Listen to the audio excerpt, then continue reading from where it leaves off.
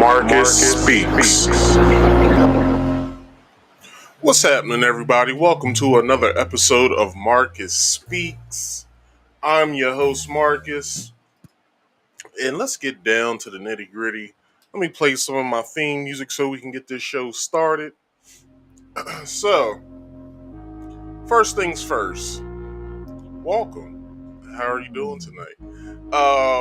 If you're watching and you see this prompt that is below me, please like this video, share this video, and subscribe, and hit that bell icon to all so you can immediately get all of my notifications once I go live. Alright?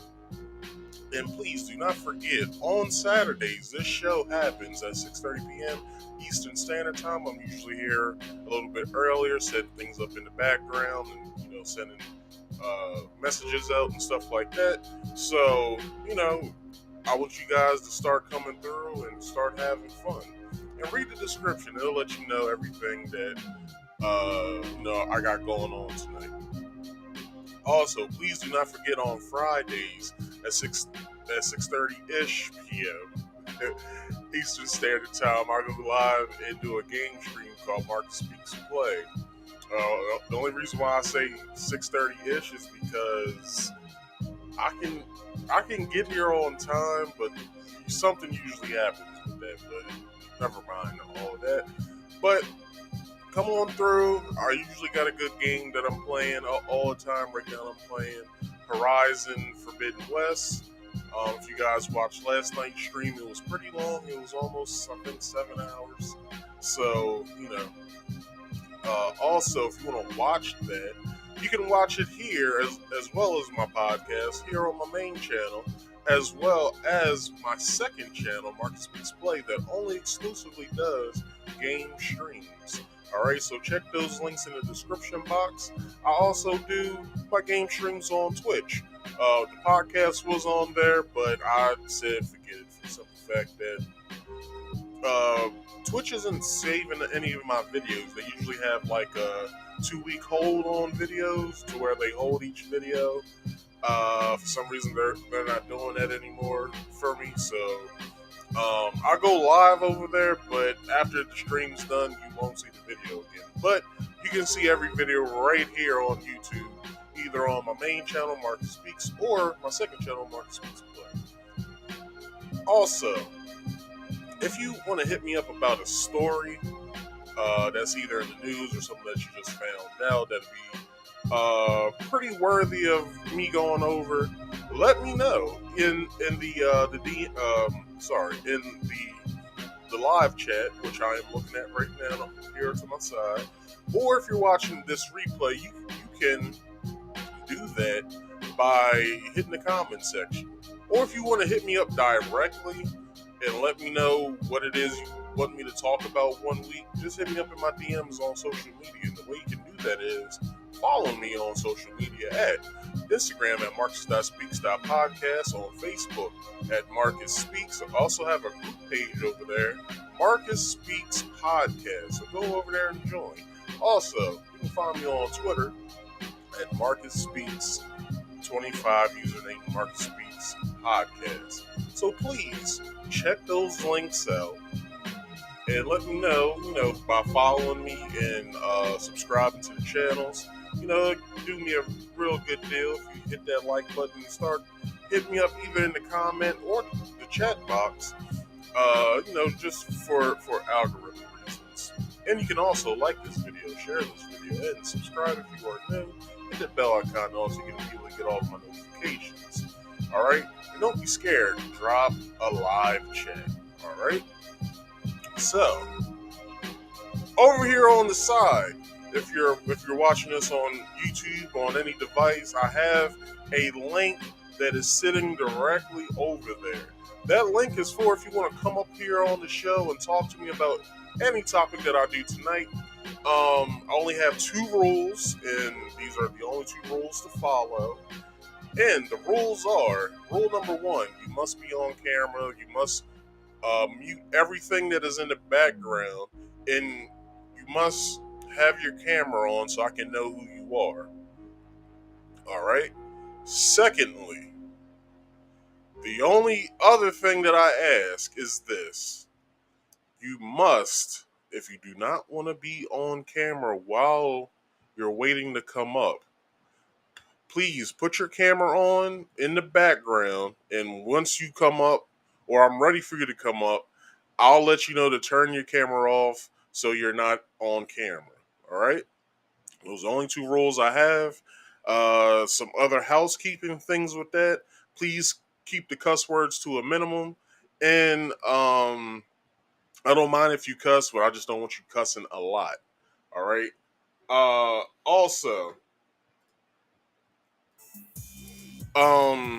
please make your points that you want to make between 5 to 10 minutes. Alright? That's 3 to 5 minutes, not 5 to 10 minutes. 3 to 5 minutes, alright? I would like to get everybody who wants to speak up here. So if you could be courteous, please keep your points and anything you want to ask me to 3 to 5 minutes. All right, unless I ask you to stay.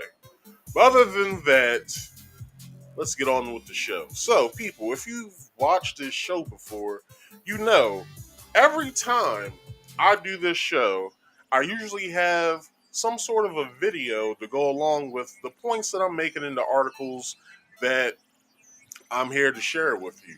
The only way I can do that is I if I make the video transformative. That's the only way I can use it for fair use.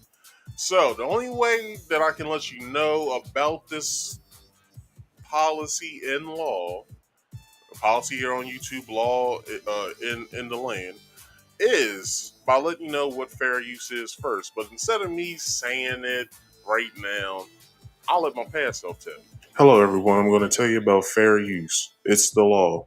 Warning: federal law allows citizens to reproduce, distribute, or exhibit portions of copyright motion pictures, videotapes, or video discs under certain circumstances without authorization of the copyright holder. This is called fair use and is allowed for purposes of criticism, news reporting, teaching, and parody, which doesn't infringe of copyright under 17 USC 107. All right. So, with that being said, that was fair use. Usually, I do when I'm watching these videos, I have a point to go along with it, so it's usually always transformative. So, uh, let's get into a little bit of before I start the show. Let's get into a little something that's been going on in the world other than what I have for you tonight.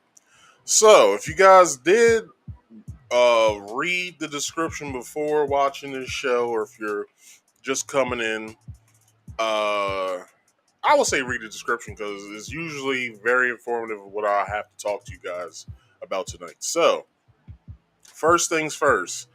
CDC officials sound alarm for gay and bisexual men as smallpox spread in the community. Now, they're pulling this once again. The first time they pulled this is with the AIDS virus. And that they tried to say that the AIDS virus was a homosexual disease and only homosexual men are passing it along and stuff like that. They seem to do it once more, but I don't think that the LGBT community is going to take this laying down. For the simple fact that they're probably, as we speak, combating this right now. But with that being said, the Charlie Delta Charlie organization said, well, they kind of backtracked it at the same time as well as saying it. So let's go through this video real fast and then we'll get into the article. Well, LGBTQ advocacy groups and experts are concerned about a wave of discrimination hitting the community as monkeypox has so far been identified mainly among men who have had sexual relations with other men. David Hawkins joins me now, Executive Director of Westland LGBTQ2+ Center. David, a very critical conversation. I appreciate you giving me your time today. Well, thank you so much for having us. Absolutely. I know that the organization that you work with has been fighting stigma. This is from HIV/AIDS for years now, and now we're hearing a similar concern around monkeypox. Yeah, I think it's really tough. It's an unfortunate position to be in. It's an unfortunate circumstance to be in. And I think also just coming off of also the COVID-19 pandemic or kind of hoping to come out of that, I think there's still a lot of frustration around that. And so I worry that, and I think a lot of people worry that this conversation around monkeypox will indirectly end up impacting and stigmatizing the LGBTQ2 plus community again. Yeah, indeed. And again, we know, and we've spoken with health officials, this is not something that can be spread or is spread as a sexually transmitted disease. It is in close contact. That is how it is spread. So anyone who has it can get it from anybody else, regardless. This is something that can be spread in the community. But why do you? Before she goes on, monkeypox is a variant of a smallpox virus. There's two variants, though. Or hold on, let me say that over again. Monkeypox is part of the smallpox family. There are two variants of this virus. It's the Congolese uh, variant and the Nigerian variant. Over here in America, people have contracted the least deadly uh, variant, which is the Nigerian variant. How they come up with this information, I have no idea. But the Nigerian variant, they said, is the least deadliest of the two. The Congolese one, they said, is the one that is taking people out, and that's the most deadly. But this isn't the first time that monkeypox has emerged. Monkeypox emerged in 2016. I think that was around the time when the Zika virus was going around. Like, not at the same time, but within the same year. So, that's just a little tidbit of information that I have for you guys. So I'll let these people talk. Think still, after so long Excuse me. and such a long fight when it comes to breaking the stigma around HIV/AIDS, that again, people are very quick to judge the community? I mean, I think the unfortunate reality is that there's still a lot of misinformation being spread. We saw it again with COVID. We've seen it with the HIV and the AIDS pandemic. We've seen it with a lot of different things, and so I think that false information will persist. We have very strong community organizations that are working to destigmatize HIV and AIDS still, and they still have a lot of work to do, and they're doing that work. But I think the reality is that we may also need to start having this conversation about monkeypox. If this trend continues, we're going to have to start having those conversations. Talk to me a bit more about that and what more needs to be done. The community itself has gone through already so much when it comes to the targeting and stereotyping, adding on this, and now, and we saw the type of negative behavior around COVID-19, whether it was within the LGBTQ2S plus community, whether it was within BIPOC communities as well being targeted. I think one of the important things that we need to keep in mind is that these kind of trends do not just affect the communities that we're actively talking about. This might start as an LGBTQ2 plus issue, but it won't necessarily stay that way. And I think it's important to recognize that across all marginalized communities, we all experience different versions of these similar phenomena, these similar circumstances. And so I think it's important that we as a community have in our toolkit the ability to work with all these other organizations and to really build each other's voices up as well as our own. Because each one of us as an organization, we may have very limited capacity to get that message out there and to actually to engage with the community and educate the community. But if we can do it as a united front, that makes the message that much stronger. And therefore, we hopefully are better able to combat that misinformation that will perpetuate itself. And we know. So, with him saying that, the stigma that happened back in the 1980s was this: that gay white men at first, were passing around this deadly virus called HIV/AIDS. HIV, which is the I don't know the story behind it, but HIV is what you can track. AIDS is the actual virus. That's what I meant to say.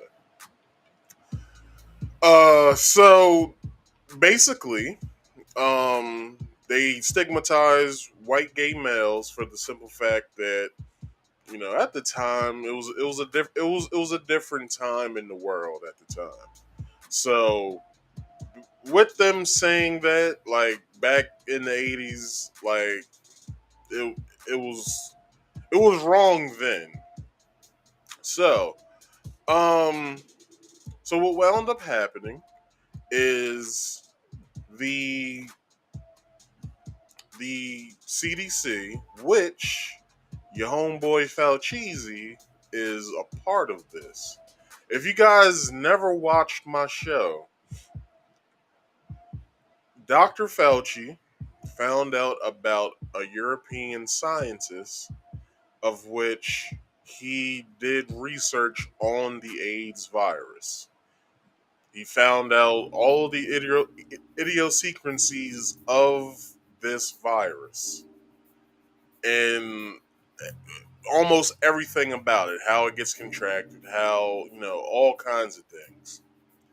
So your boy Fauci gets that person arrested. I believe it was a woman, or it was a male and woman team that were a part of this, but I'm pretty sure it was a woman.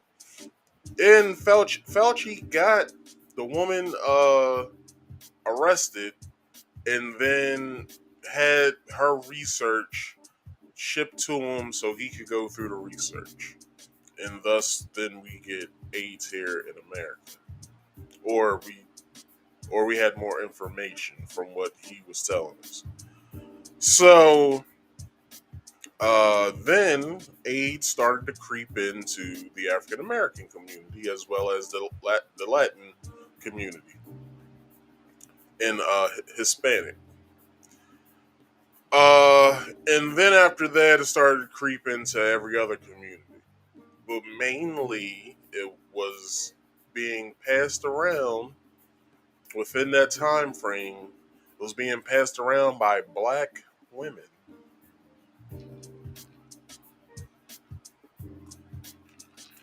Now, there's a lot of conspiracies around how HIV/AIDS was created. Some people say it was created in a laboratory in Fort Detrick, Maryland. Some people say it was a gay man's disease by way of. It was this thing called a popper back in the day. Basically, call it a popper for the simple fact by when you like popped it open and made like a big pop sound. It was like a liquid, and you would inhale it, or like you would do something with it. But I knew you would inhale it, and it would allow your body to relax. It was a muscle relaxer, and that was for when gay males, were to sleep with each other. Mostly, it was a party drug back in the discotheque days. That was one conspiracy of how this said HIV virus was created. Thus, the stigma was placed onto the gay community. Now we have this, and they're saying again that monkeypox is being spread by gay people, but by gay and bisexual males. And they're I was supposed to say forging. They're warning the LGBTQ2 plus community. Y'all need to name y'all's organization something much different, because you guys got too many letters now. You put numbers in it. Just name it something. All right. Um, so now it's this. They're stigmatizing gay people once more. Um, why, I have no idea. Um, for the simple fact that who knows why they're doing this? They probably need someone to blame. They probably need some sort of culprit in this, for the simple fact that they might want to do a little lockage down again, and it's a reemergent virus as well. But who knows the reasoning of why they're doing this? But we will find out. Let's keep going. How dangerous that misinformation can be and what it can lead to. What are you hearing from the community on this? So far, honestly, I'm not hearing too much. Mostly as of right now, it's kind of people are starting to talk about like, oh, great, we just got over COVID. Now there's this new thing. And so I've seen a couple of those tongue-in-cheek jokes on Facebook, on social media, saying, "Oh no, what else is new?" So I don't think it's necessarily public knowledge yet that so far it seems to be spreading mostly in the LGBTQ2+ community. But I don't think that trend is going to stay true forever. If this continues, then soon we will be having those conversations, and we as communities need to be ready to actually engage with them. Yeah, and that engagement, as you say, is so critical in all of this. David, great to have you on the program. Appreciate the conversation, indeed an important one. David Hawkins, Executive Director of Westland LGBTQ2+ Center. David, thank you again for this. Thank you for having me. You're very welcome. All right. So we will get into the article, and also have a picture to share with you guys. So here's the picture. Eat it up. So I'm pretty sure this is probably regular chicken pox, but who knows?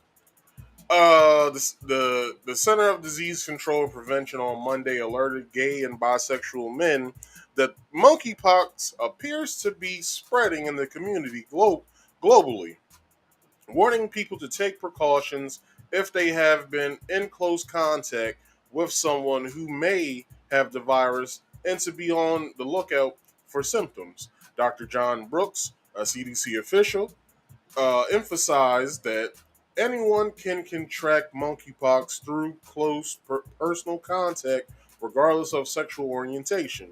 However, Brooks said many of the people affected globally so far are men who identify as gay or bisexual, though some groups have greater chances of exposure to the monkeypox right now, i.e., black people. They don't want to say it, but that's what it is. Let's keep going. The risk isn't limited only to gay and bisexual community, he cautioned.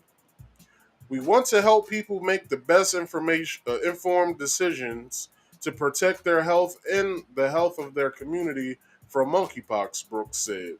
Monkeypox is not a sexual transmitted disease, which is generally passed through semen or vaginal fluid, but can be transmitted through sexual and intimate contact, as well as uh, through shared bedding. The the virus spreads through contact with body fluid and sores, Brooks said.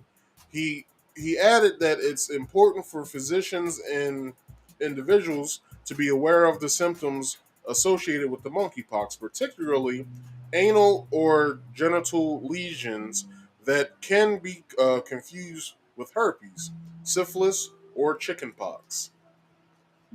Anyone which anyone with a rash or lesions around or involving their genitals, their anus, or any other place that they have not seen it before should be fully evaluated.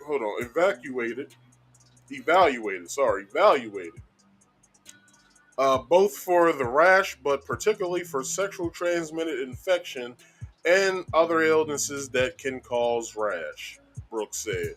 Monkeypox usually begins with symptoms similar to the flu, including fever, headache, muscle aches, chills, exhaustion, and swollen lymph nodes. It then progresses to body rashes on the face, hands, feet, eyes, mouth, or genitals that turns into raised bumps which then becomes blisters.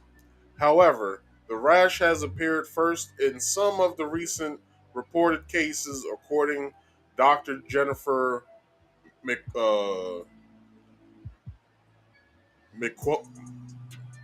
McQuiston,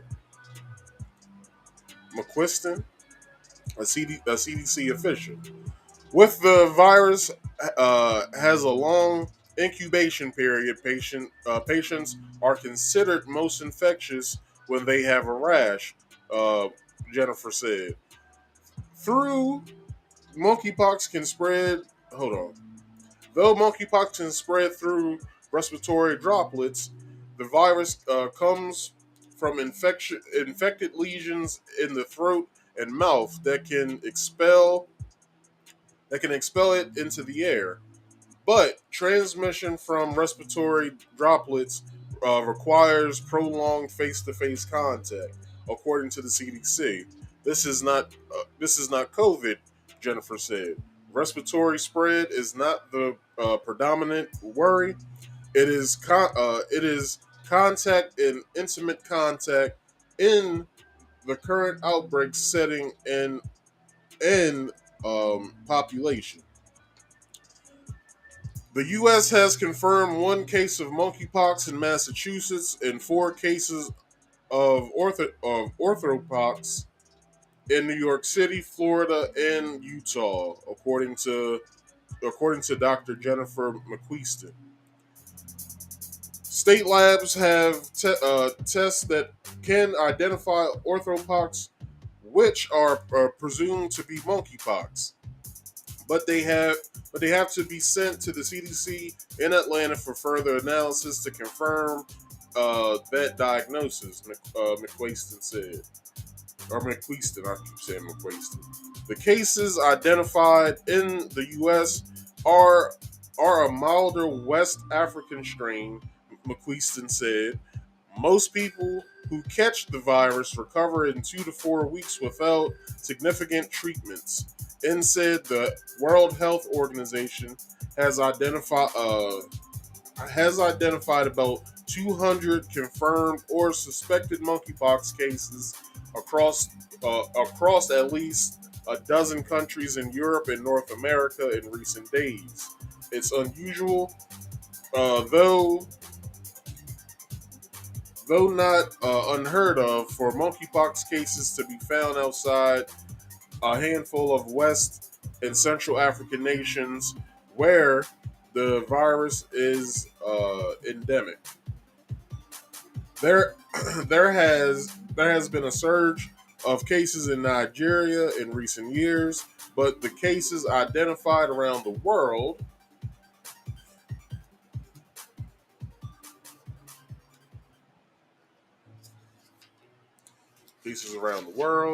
over the past 2 weeks and unusual because most of the patients did not have recent travel history to Nigeria or other country where the virus is usually found, according to McQuiston.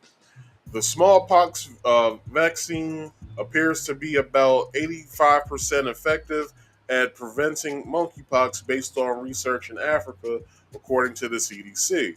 The U.S. has a stockpile of 100 million doses of an older generation vaccine called ACM. Hold on, ACAM 2000 that is approved by the Food and Drug Administration for people of high risk of smallpox, according to McQuiston. However, the vaccine can have significant side effects, and any decision to use it widely would require serious discussion, she said. The U.S. also has more than 1,000 available doses of a vaccine called, I'm not even going to attempt to say this, but it is spelled Jynneos. Gen- Gene- Geneos? I don't know. I said that wrong anyway.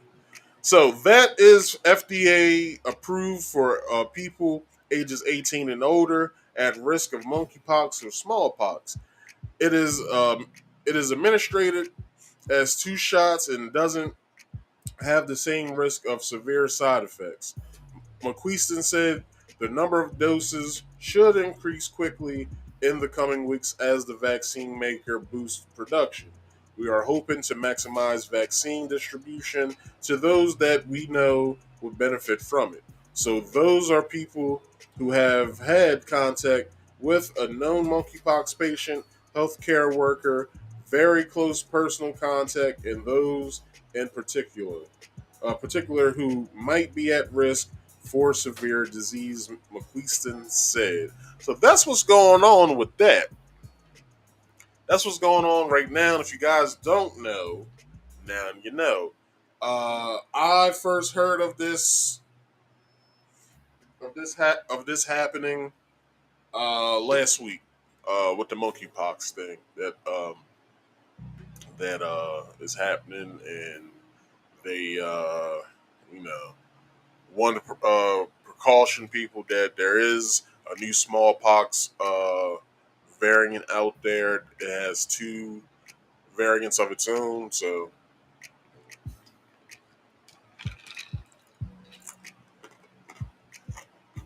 take it as you will. But that is that. We'll move on. So this broke my heart. If you guys were a kid, and I'll take this down for now. If you guys grew up in the early 90s like myself, there was a show that came on August 27th, 1993, and it appeared on Fox Kids. It was the very show Power Rangers. Mighty Morphing Power Rangers to be exact. So, as you know, you had Jason the Red Ranger, Trini the Yellow Ranger, Billy the Blue Ranger, Kimberly the Pink Ranger, Zach the Black Ranger, and Tommy the Green Ranger. That's the full 6-man team.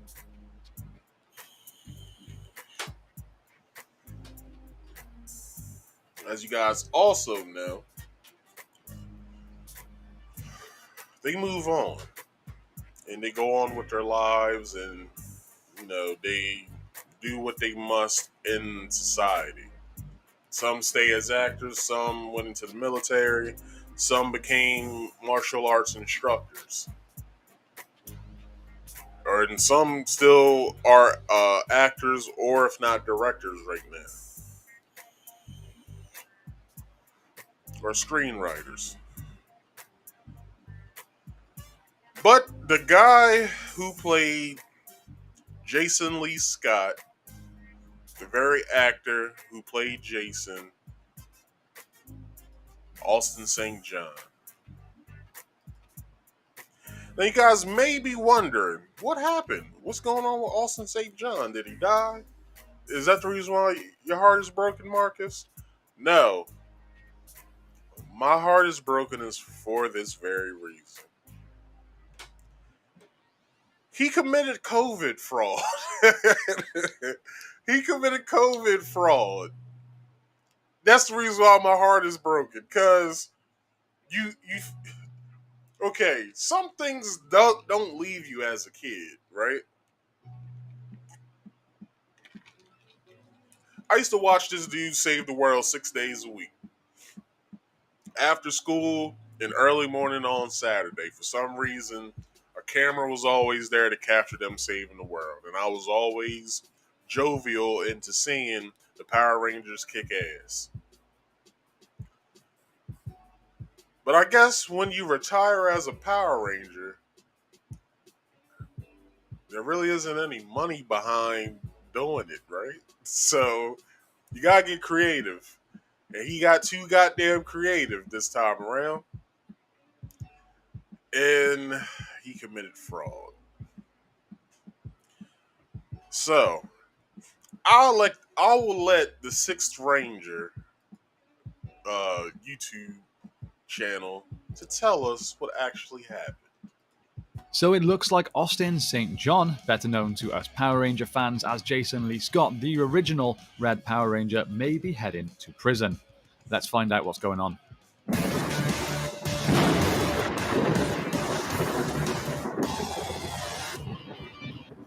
So, like I said, the actor that played Jason Lee Scott in the original Mighty Morphing Power Ranger series has been charged with fraud. Austin St. John, whose real name is Jason Lawrence Geiger, was one of 18 people charged in a federal indictment announced by the U.S. Attorney Britt Featherstone in Texas. Now, according to this indictment, St. John was actually a part of a scheme to defraud lenders and the Small Business Administration's Paycheck Protection Program. That's a mouthful. The program helps small businesses impacted as a result of COVID-19 and was funded by the CARES Act. Apparently, Austin St. John and others received at least 16 loans worth $3.5 million. And if Austin is convicted of this accusation, he could spend up to 20 years in federal prison. One man named Michael Hill, who was a co-leader of the scheme, who was also the person that recruited Austin St. John and others, would look to gather existing and new businesses for PPP applications.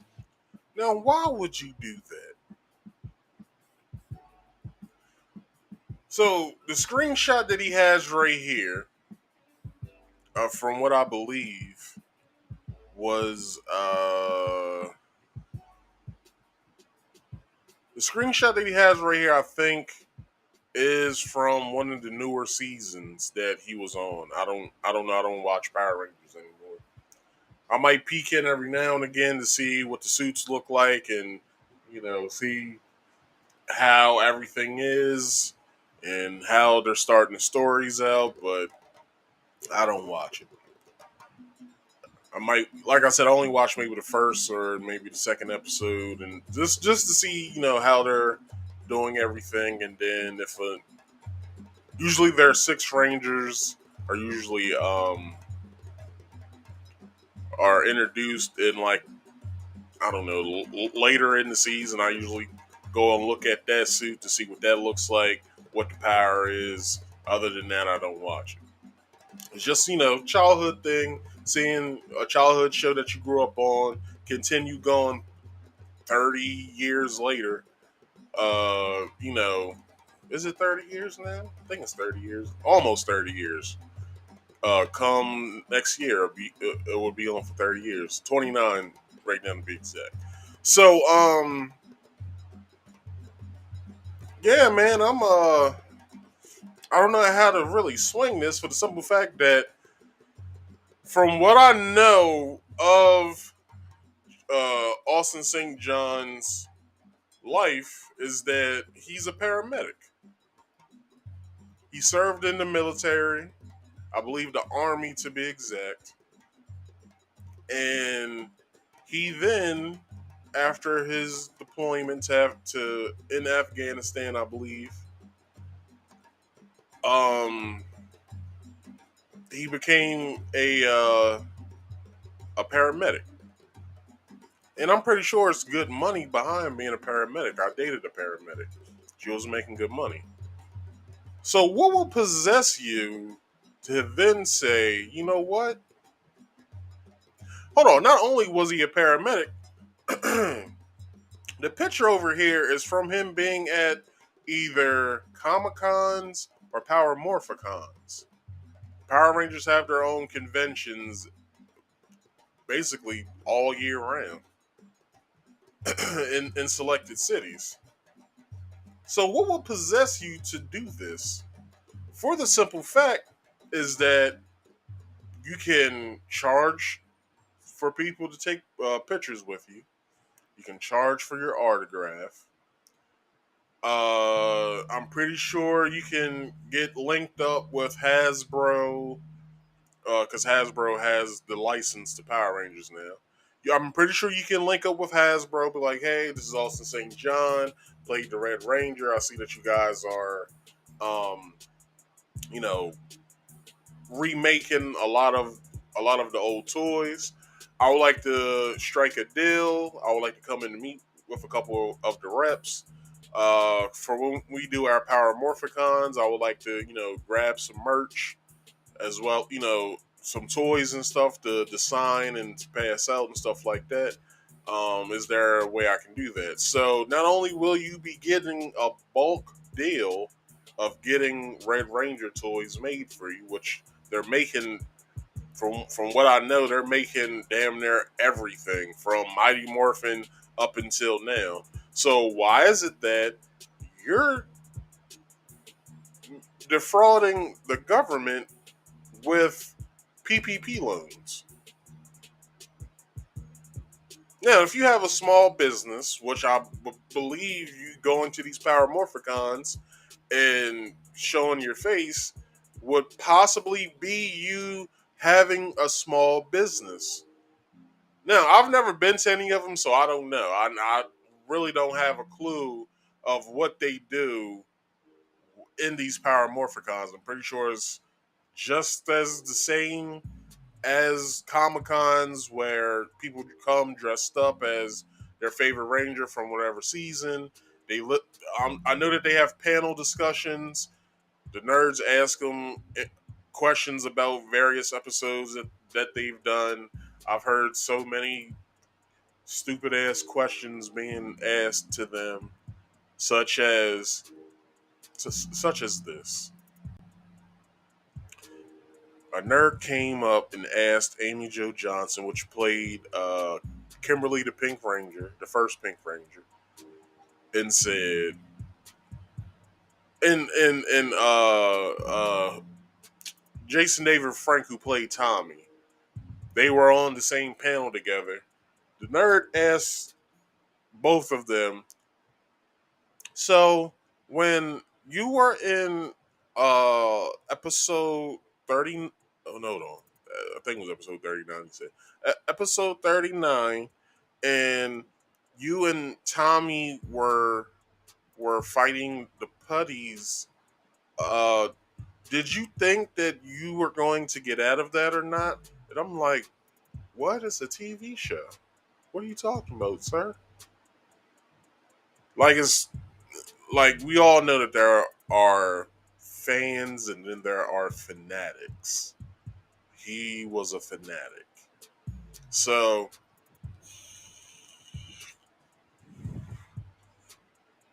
I don't know how to swing this. Because it's unswingable. Now, some background information on this. What is his name? Let me look up Mighty Morphin.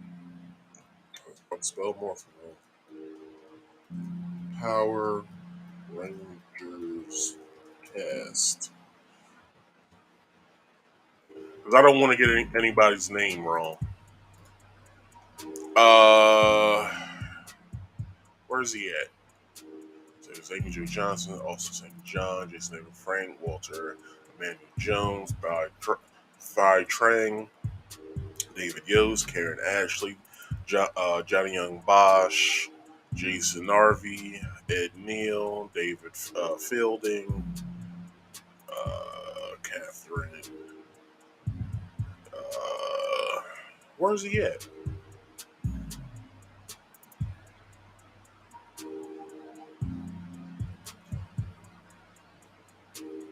Trying to. What is his first name? Because if I can get his first name right, because I already know his last name is like Cardita or something like that. What is his first name?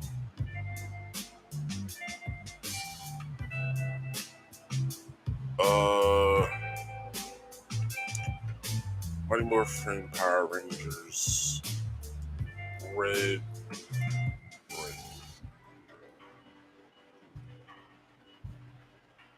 Actor Austin St. John, and who's the other person?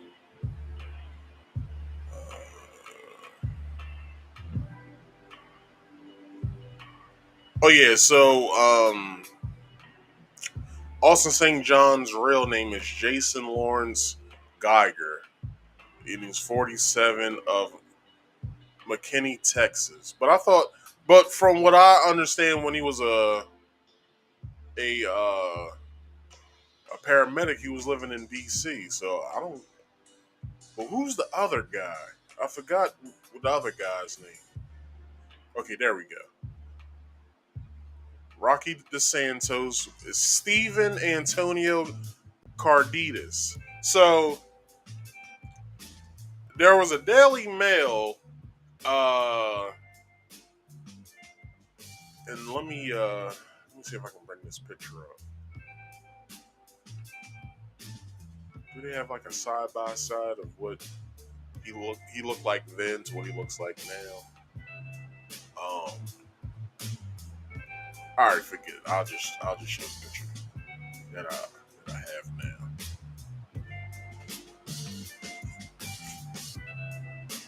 Hold up.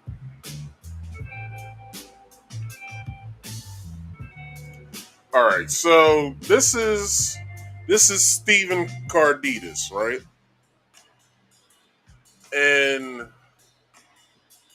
probably can't see that all that well. So let me see. All right, cool.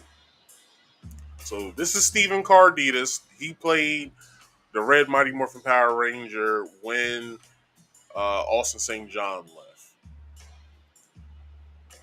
If you guys remember that whole switcheroo thing, y'all, if you watched it back then you understand what happened. I'm not about to go through all that. But in the Daily Mail article, they had not only Austin St. John's face, they also had Stephen Carditas' face, right? So Stephen comes out and says to the Daily Mail in a, I guess he went either to their social media or whatever, and told them what you are doing as a reputable publication is wrong. I have nothing to do with that. My name should not be in this because I have nothing to do with that. I'm an honest man. I make an honest living. Leave me out of this, please. Right? So,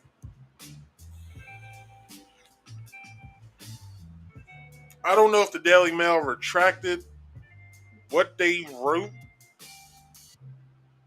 but I know he nipped that shit in the ass real fast. He told them, I don't want nothing to do with this. Leave me out of this, please. Now, with that being said, I think I forgot to do something too. And I did. But anyway, he didn't want to be a part of it, and I understand he didn't want to be a part of it. For the simple fact is that how you gonna put my name in this and I ain't got nothing to do with it? The nerve of y'all. The nerve of y'all. So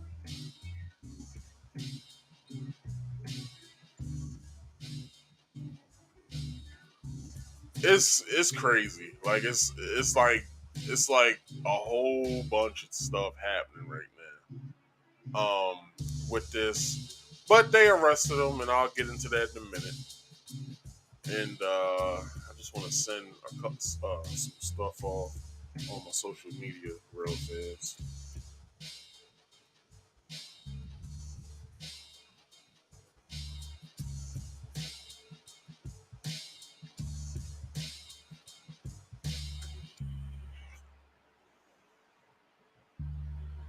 So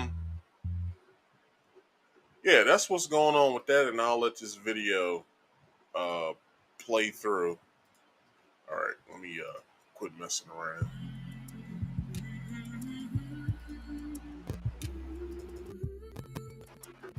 All right, so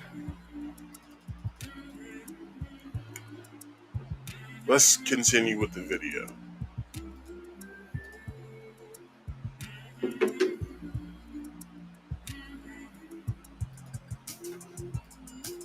Assisted Austin St. John and other people with paperwork that was used to misrepresent the business. It was said, and I quote, once in receipt of the fraudulently obtained funds, the defendants did not use the money as intended, such as to pay employee salaries, cover fixed debt or utility payments, or continue healthcare benefits for employees. Instead, the defendants typically paid Hill and Moran, transferred money to their personal accounts, and spent the funds on various personal purchases. Now, whether or not St. John was aware of what exactly was going on in this scheme is unknown at this point, but it doesn't seem good for the original Red Ranger. He He was even set to appear at a Comic-Con in Iowa this weekend. However, event organizers had to announce that he would not attend due to unforeseen personal obligations. Quite sadly, Austin St. John isn't the only Power Ranger to have faced troubles with the law over recent years. Former Power Rangers Wild Force actor, who again played a Red Ranger, Ricardo Medina Jr., was sentenced to 6 years in prison in 2017 after he pled guilty to voluntary manslaughter after stabbing who I think it was his roommate with a sword. Absolutely tragic. Now, hopefully... Now, with that, he stabbed his roommate with a sword. Not just any type of sword, a katana, which is probably one of the sharpest blades made by man. That happened over, I think I first heard that back in 2013. I don't think he was convicted until 2000. I forgot the year that he said, but I believe in 2016, if not 17, he was sentenced to 6 years in jail. Him himself also played in Power Rangers, not once as a Power Ranger, but twice as a bad guy in when Saban Productions got a hold of Power Rangers again, because if you guys don't know, Saban let it go around, I forgot when he let it go, but then he repurchased the license back in 2000 something. But if people who watch, they know the Power Ranger Samurai season was him acquiring Power Rangers again. So with that, this guy, he got put in jail, in prison for stabbing his roommate with a katana. What the reason was, I have no idea, nor do I care. But, this isn't the only Ranger who has suffered legal stuff. This is all maybe false accusations, or maybe something has gone wrong. Maybe Austin St. John wasn't aware of what he had got himself into. But if he did, and he was trying to fraudulently take money from people, that's not good. And he definitely deserves to spend some time in jail. I will try and update you guys with this as more news. All right. So here goes the article. It's a short article. So here we go.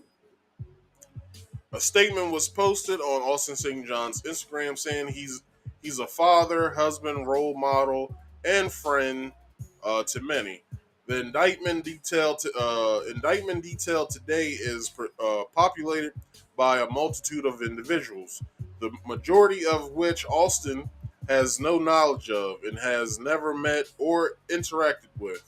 It is our understanding. One second. Gotta flip this page.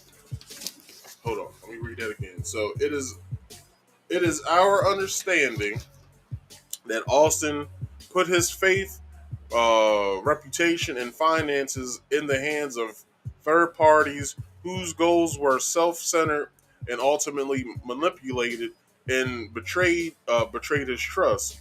We expect Austin's legal team to successfully defend against these charges and lead to his ultimate exoneration. We ask that you respect the privacy of Austin's family in light of this serious situation, and thank you for your support. Austin St. John, the actor who played the Red Ranger in the 90s TV series, has had his house raided by the feds, and he's now under arrest in a massive federal criminal case. One of St. John's neighbors tells TMZ approximately 15 FBI agents in tactical gear rolled up to St. John's home Thursday at 7 a.m. in Tahoe suburbs in an upscale neighborhood in McKinney, Texas, brandishing what looked like AR-15s as they approached his porch. They entered the home, and when they came out with when they came out, they had St. John in handcuffs. Turns out there was a massive federal indictment involving 18 people who have now been charged with fraud. The indictment alleged St. John was part of a scheme to defund the Small Business Administration's Paycheck Protection Program. That's the program designed to help small businesses affected by COVID. St. John allegedly got 16 loans totaling $3.5 million. God damn. God damn. Now, let's keep going. Shit. Okay, so here we go. Which he used for personal purchases and not for the intended purpose. Even if it was used for the intended purpose, the feds claim it was obtained fraudulently. St. John played Jason Lee Scott in the Mighty Morphing Power Rangers, which launched his career in 1993. He left the show in its second season, but came back from time to time. By the way, there were other Power Rangers who got in legal mess. Ricardo Medina Jr., who starred in Power Rangers Wild Force, was convicted of manslaughter in 2017 and sentenced to 6 years for stabbing his roommate with a sword. As for St. John, if convicted, he faces a maximum of 20 years in prison. Jesus Christ! But man, like, if it is true, if it is true, right? Like, why? Like, why would you do that? You have so many fans. You have so many fans that come and see you and stuff like that. I'm pretty sure he'll be able to, live this down if he isn't convicted, if he's found not guilty. But until that time comes, I'll let you guys know more information. But for Austin St. John, come on, man, what are you doing? You got kids all over the world looking at this. All right. So, everybody, let me know if you guys seen this. Well, let me blow it up real fast.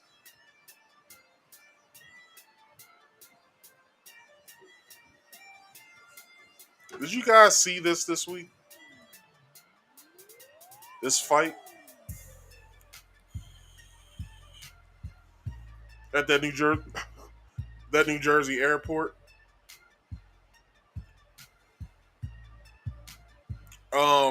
So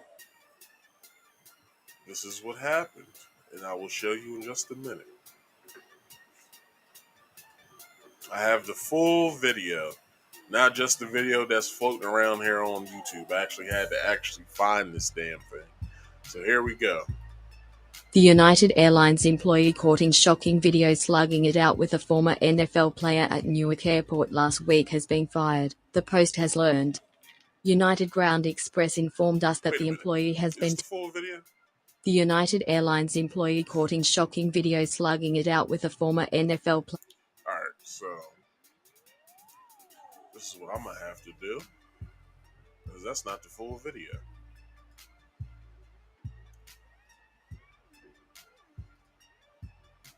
One second.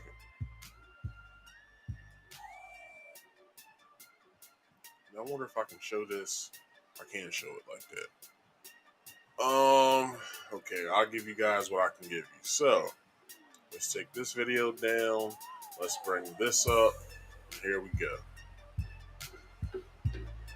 Saw that shit?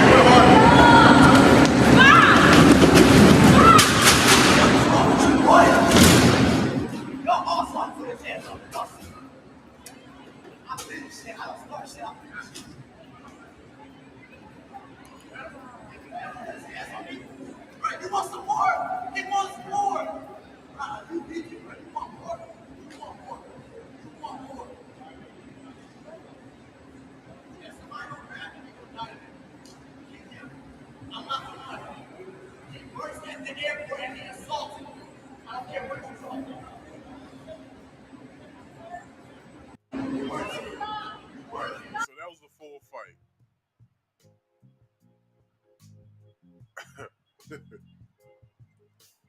Now, as we all know,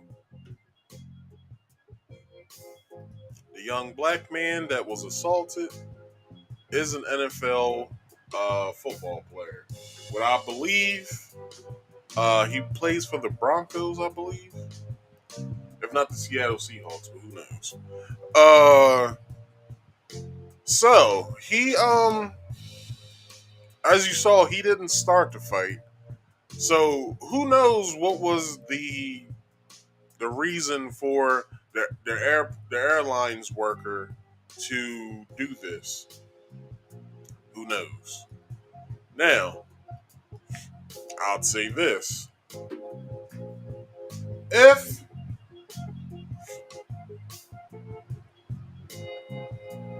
the airlines worker was doing this for the simple reason that I believe the young man's name is Brandon Langley, played for a rival team of his own or whatever. Maybe he was talking shit to him or whatever. Who knows what happened beforehand? We don't have that footage.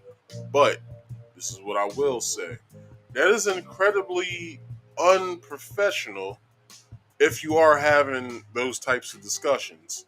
I'm pretty sure Brendan didn't want to have that back and forth with you. He probably just wanted to get his ticket or get checked in, so when his plane came, he could just hop on board and go to wherever his destination was. Now, for the airlines worker to take it upon himself to put his hands on this young man, which he looks like he's at least, I don't know, 15 years his junior. Why would you start a fight with somebody who, and I believe he's a wide receiver? Why would you start a fight with somebody who doesn't want any trouble in the first place? He basically said, in his own words, that I don't start fights, I finish them. Let me see if I can put this on a loop.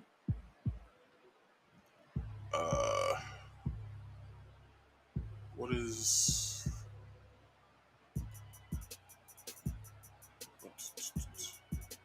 I don't think I can. Let's see, playback speed. No, okay. All right, doesn't matter. The United Airlines employee caught in shocking video slugging it out with a former NFL player at Newark Airport last week has been fired. The Post. So, why, this happened? Why this scuffle happened? Who knows? It's unlikely for me to see an airlines worker do this. So, let's get into the article. And I thought I was gonna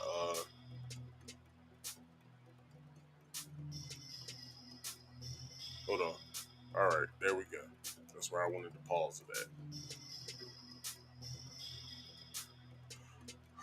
All right, so United Airlines employee called in shocking video, slugging it out with former NFL player at Newark Airport last week has been fired. The Post has learned. United Ground Express informed us that the employee has been terminated. An airlines rep said in an email referring to the company's connection. Hold on. The company's connection subsidiary.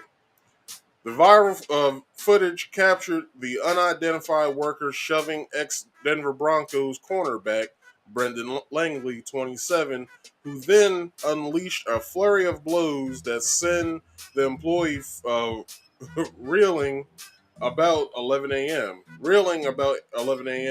Thursday.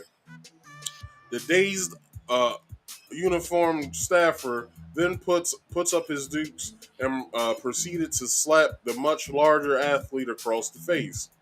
You saw that shit, Langley shouted at a bystander before delivering a punch that sends the worker to the floor, and left him bleeding from the head. The bloody United worker stumbled back back on his feet and confronted the football player again. You you want some more? You hold on. You want some more? He wants some more. Langley yelled at him. Langley, a receiver for the Canadian Football League's uh, Calgary Stampeders, has been arrested on a charge. Wait a minute, why is he arrested? Has been arrested on a charge of simple assault. The Port Authority told CNN it was unclear from the clip who threw the first punch, but but the now former airlines worker has been charged in the hold on. But the now former airline worker has not been charged in the fastest the fastest I don't know, according to TMZ. Another video shared online of the incident appeared to show Langley land the first blow. The fight has believed to have begun when Langley used a wheelchair to transport his luggage instead of a luggage cart that cost $5, the Daily Mail reported. Langley addressed the incident on Twitter, writing, "Going off the hook, worst customer experience. Worst customer experience in the entirety of my life on heaven." He then claimed in a Twitter. Hold on, sorry, I'm reading this too fast. He then claimed in a tweet that he was assaulted by the United worker and was defending himself. A United rep told the Post in an email Monday the company does not tolerate violence of any kind at our airports or on board our planes, and we are working with local authorities to further investigate this matter. Meanwhile, Calgary Stampeders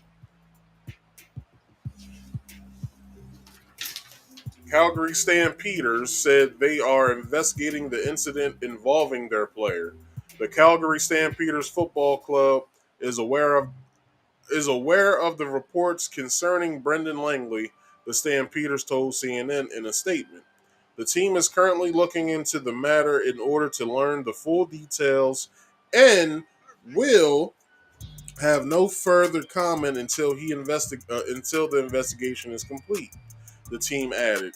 The University of Georgia star was drafted in the third round of the 2017 draft and made 16 appearances in the NFL before moving to Canada this year.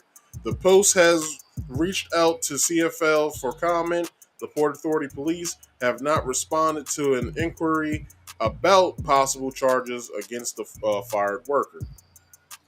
Now that is that. Now for him doing that, that's some bull. But let's say if either or party is liable for what they done, then they should spend a week in jail, pay restitution or whatever to the other party, and go on with their lives. And I will say this: fighting in the airport as well as an airplane isn't acceptable. This is one reason why. The whole commotion around the whole September 11th incidents, of which is always shared around that time, of what happened on the plane when that incident happened, or when that tragedy happened, I should say, is unacceptable. Because why are you fighting in an airport knowing that there are TSA agents as well as Port Authority police around, and who knows how far this could have went? Stop doing shit for the sake of trying to do shit. If the worker was talking shit about the time when he was in the NFL, then that is unprofessional. Yes, he should be fired for his actions. If Brendan did what they say that he done, which was take a wheelchair and import his luggage around, that is also unacceptable as well. Because who knows who could have needed that wheelchair?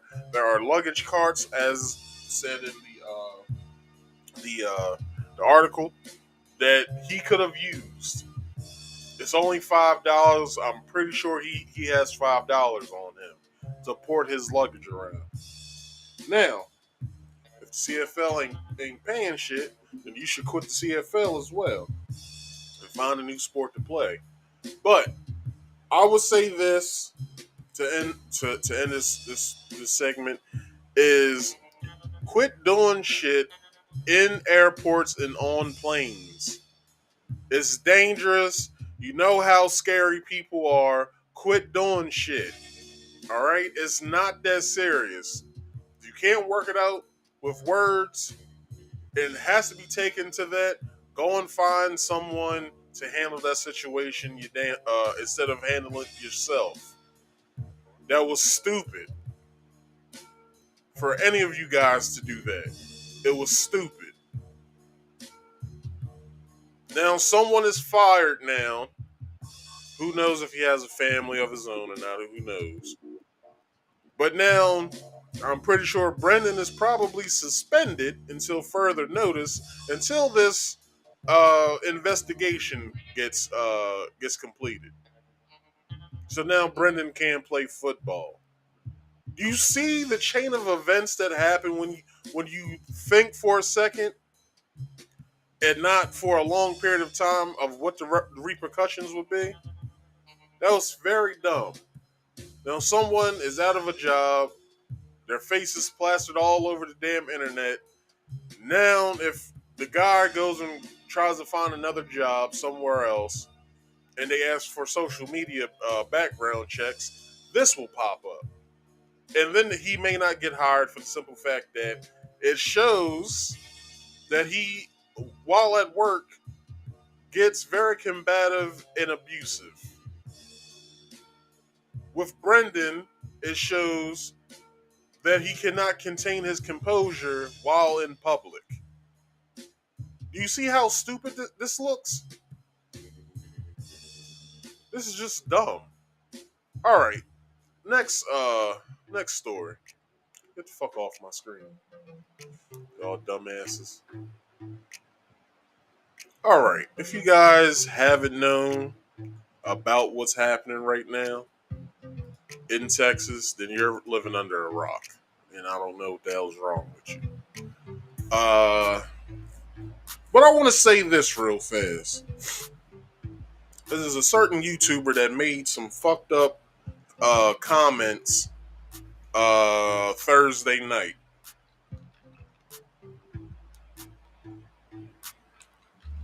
This goes for anybody else who's thinking the same way. This YouTuber Michi X goes on her live stream and says verbatim, she does not give a fuck about her enemy's kids being killed. Now, from what I believe from her life, her brother got put in jail, as well as her oldest son got put in jail. But you want people to have an outreach to your family, but you don't feel the need for other people who are in need right now because a lunatic went into a fucking school and shot up some classrooms. You now don't give a fuck because you consider these people your enemies. Now check this out, y'all.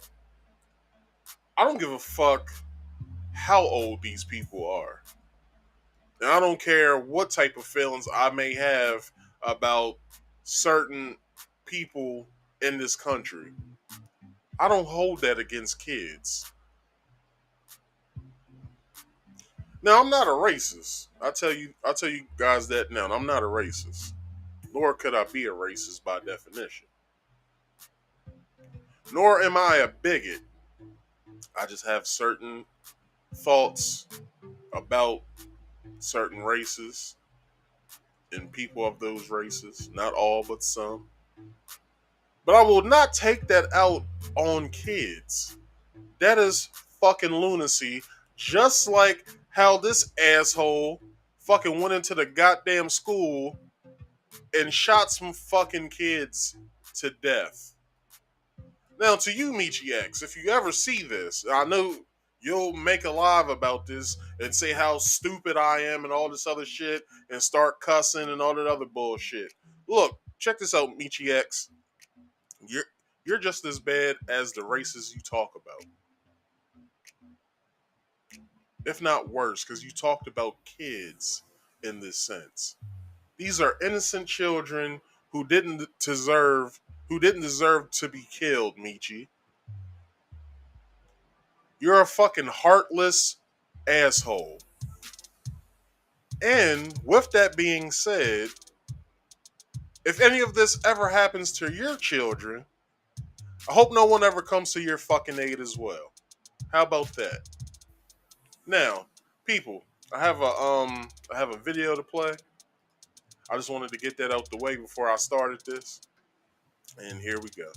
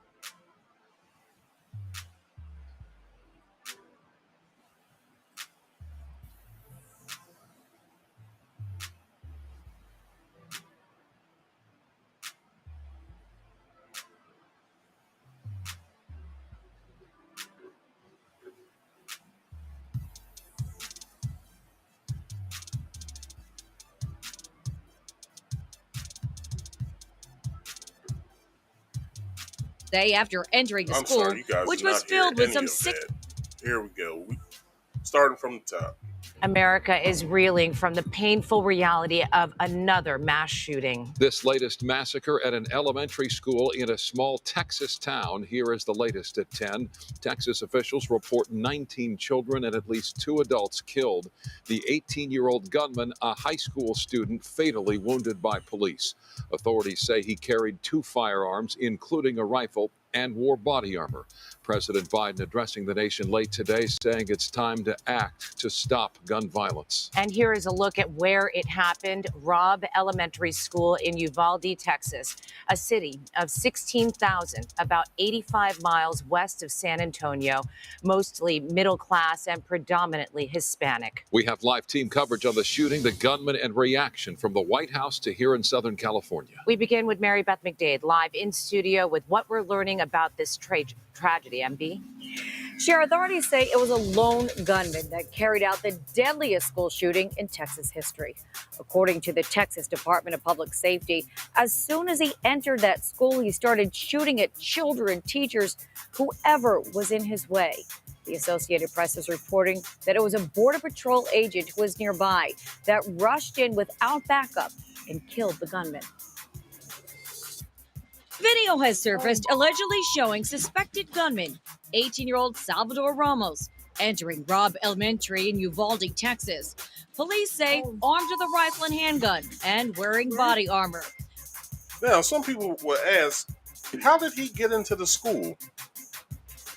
Well, information has just came out. The article that I'm going to give to you is just basically stuff that happened the day of, and I think I grabbed it maybe the day after, but just tidbits of information. A teacher went out to her car to get whatever and propped the door open just so she could get back into the school. Now, that is very not only inappropriate, but it's very I'm trying to think of the word. It's inappropriate to do because you're not supposed to do that, and that teacher should be fired if she wasn't in the mayhem. But not only that, it's irresponsible for the simple fact is that you're not supposed to do that. If you guys ever look at a perimeter of a school, all of those doors that you see of the outer perimeter of the school are all locked from the outside. So this is the reason why the only way you can get into a school is if you go to the main entrance of that school, buzz in, say why you're coming, and then they let you in. For that teacher to do, if that is true, to do that is very fucking irresponsible of you.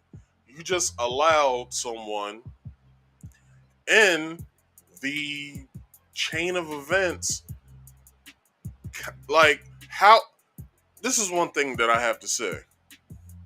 At that moment, why did you go to your car? And not only that,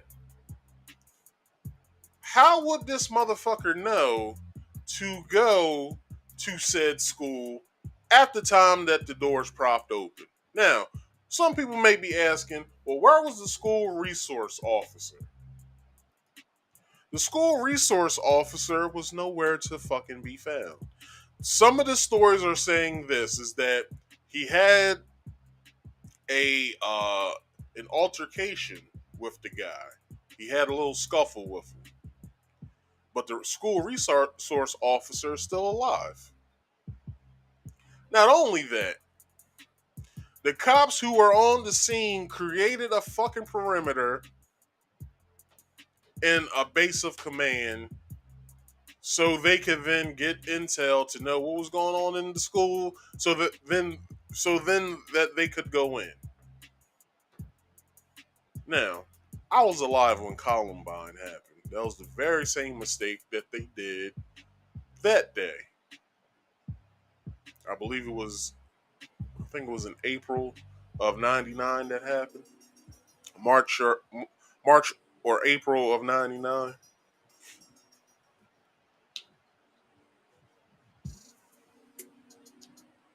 We're talking a school. It doesn't matter if it's elementary, middle, high school. It doesn't fucking matter.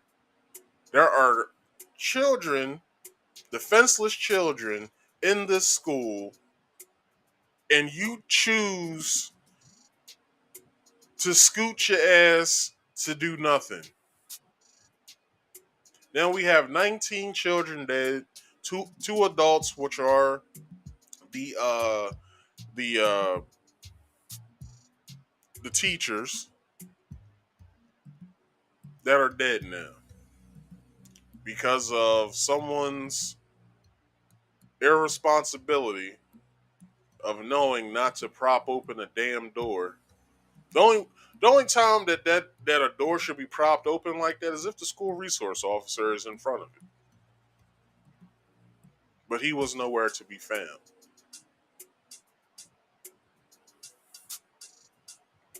Another thing, they weren't allowing, and this is Texas we're talking about. This is our constitutional carry state, which means I can be out and about with my gun however I please. Which also means some of the parents who went up to the school had guns on them. Some were arrested because they wanted to go in and get their kids. Because the cowardly fucking police officers wanted to create a perimeter because they wanted intel to know what the fuck was going on in there so then they could act. How about you act first and then get information of what happened? Because we wouldn't have 19 children dead, 19 children and 2 adults dead. We'll probably may have all of them alive, if not 1 or 2.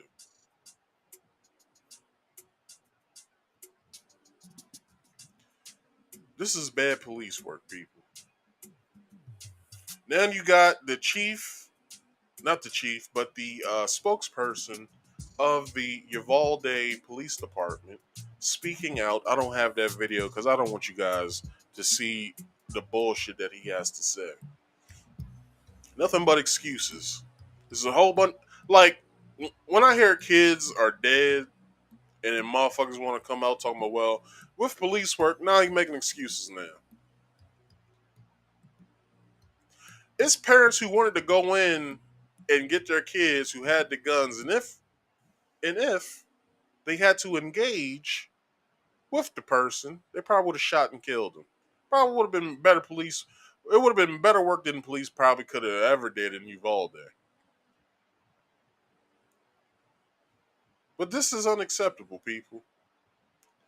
Not two, it was almost 2 weeks passed since the Buffalo mass shooting. And then this happens. What do you guys think is going to happen? Because it's an election year for the Senate and speakers of the House. I said speakers of the House. Representatives of the House. It's an election year.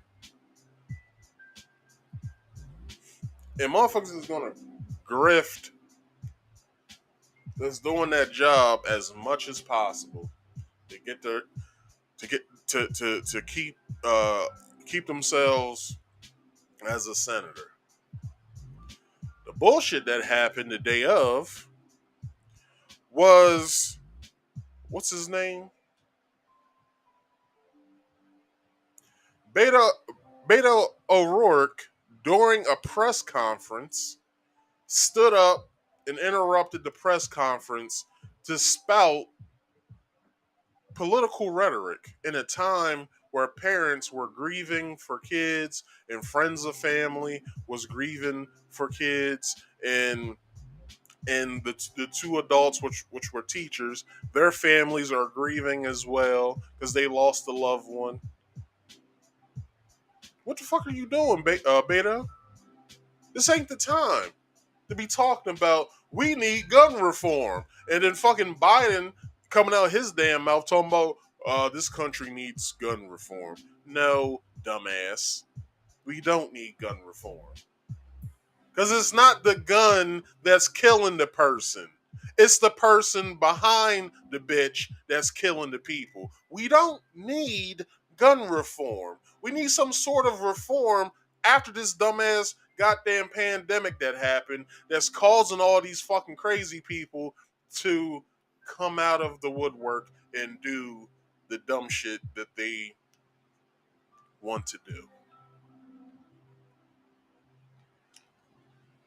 Now, it was said that this fool, let me bring him back up because I'm not saying his name, that this fool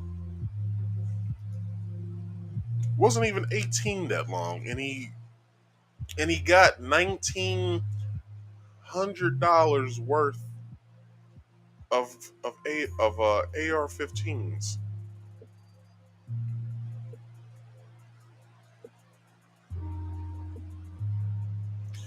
How did he get those guns? What type of job was he doing where he could afford 2 AR-15s? Beto O'Rourke's whole thing is that it's assault rifles we have to get rid of, because why does some, and even Biden says this. Why do you need an AR-15? Because the only thing that gun was meant to do is to kill. Well, what are guns meant for? It's meant to. These devices are meant to kill shit. Now, I won't say that they're meant to kill people, but they're also meant to protect. If you have a house and you have a family that you want to protect, you want to make sure that you have the proper tools to do the job. I have the proper tools in my house to do the job. If I have to pull a gun, I have to pull a gun. But I know the layout of my house so goddamn well. A person coming in this motherfucker won't even be able to draw their fucking gun of how quick I am in with the layout with this house. Fuck with me if you want to. You gonna wind up seeing whoever the fuck you praise to every fucking day. I got guns, I got knives, I got throwing stars, I got fucking katanas, I got, get this, I got a medieval sword in this motherfucker. I'm gonna get medieval on your ass if you come the fuck up in here.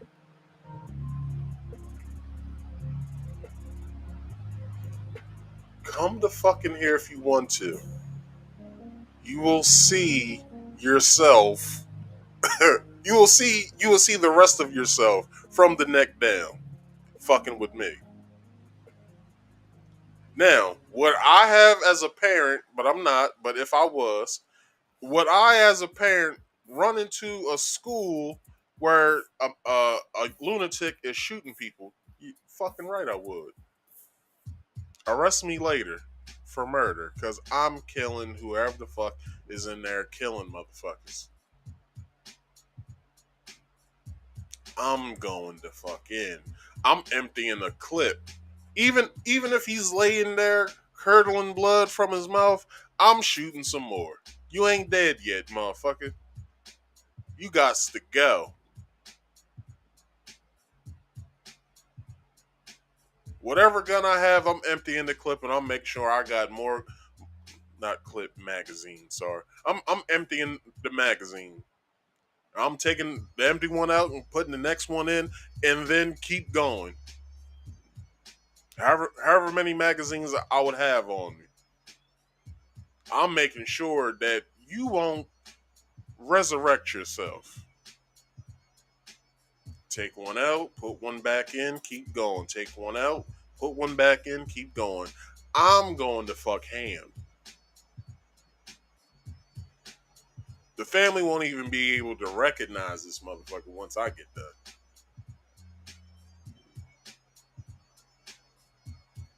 Now, the grandfather says that he doesn't know how he obtained these guns and how he got those guns in the house. Well, grandpa, if you don't know what's going on in your house, then you need to reestablish some shit that's going on in the house. Now, for what we know, and it's probably in this article, but I'll jump ahead. It was said that he killed his grandmother before leaving the house, and then he crashed, I believe, her truck, in a ravine before getting to the school. Now, the way he crashed that damn thing was crazy, because he broke the axle and all of the wheels fell off the damn thing. How that happened, I don't know. Was it planned to? Did he have it planned that way? I don't know. But on social media, he had that he was going to kill, or he was going to shoot up a school. That's what he has had on his social media. He also had other things on the social media as well that are now being blocked and no one can see it. I don't know why they do that, but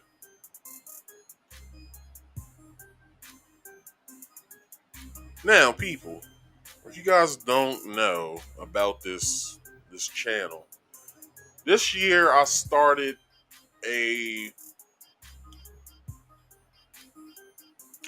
like a thing to notify you what each video is going to be about.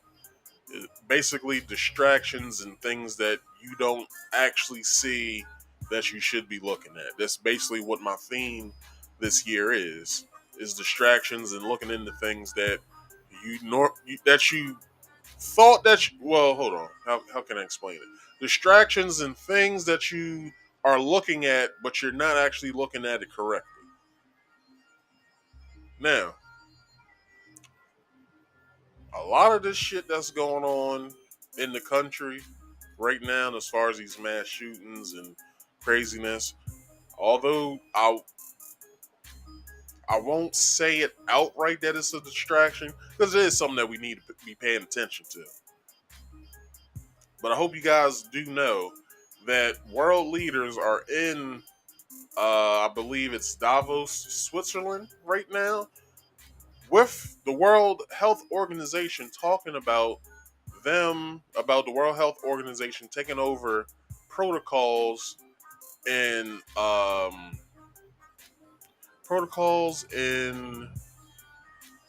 having the right to come up and drum up any sort of old type of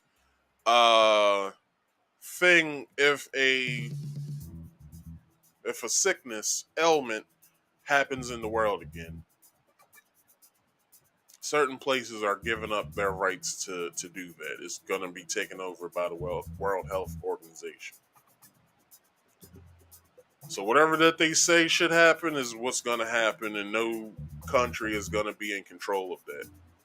It's whatever they say goes. Before I continue, I'm going to take a quick break because I have to use the bathroom. I'll be right back, people.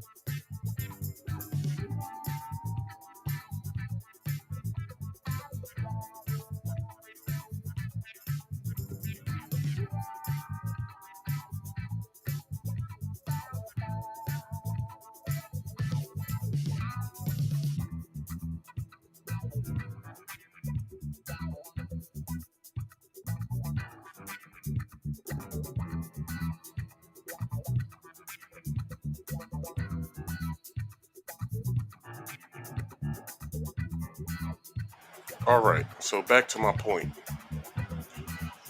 My point is this. Although that this is happening, and this is very much an important thing to be looking at, but you also have to know else what's going on in the world as well. Not only just this country, but in the world in its entirety. Now, usually with these types of things, we'll get where they'll talk about how a manifesto or something was written by this person. Everything that he planned and talked about is on social media. I'm pretty sure they blocked his account to where we can't view any of this stuff. And various of his classmates came out and said that he was never a bully, but he was a bully himself. And he I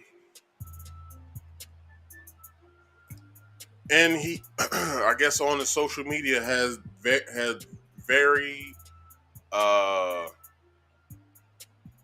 had a lot of things on there where he spoke of killing people. Not only that, um, we have to look at his life because we're not going to call him a mental patient. We're not doing this. The people who plan this shit, they're they're liable for their actions. All right, let's not blame this shit on a mental ailment, like I believe that they will with the the other guy from Buffalo, the Gendron guy. I forgot his Peyton Gendron. Um, None of these motherfuckers are insane. They know exactly what the hell that they're doing, and we need to be very we have to be on our toes about this shit because, like I said, although I don't have any kids of my own yet, but I do have three nephews and a niece. One of my nephews is graduating this year, but that still leaves two of my nephews and my niece still in school. Although both of my nephews, both of my other nephews, one is graduating next year, and the other one's graduating the year after. But I still have 4, if not 5 more years with my niece being in school. And until they all are out of school, that's when I'll have a sigh of relief. But then I gotta think about my own kids that I'll have in the future. I have to think about this. Not only that, my friends have kids. All my close friends and my high school friends that I still talk to, they have kids. So I worry about them as well. Although most of them aren't in school yet, but the ones who are in school, I think about this shit. Like back in, I think it was 2020, during this whole COVID thing, if not the year before, a kid wrote on his Instagram that he was going to shoot the school up. This is a high school kid. When my nephew, I think, was in the 10th grade, this happened, if not the 9th grade. I showed my sister. My sister told my nephew that he wasn't going to school that day.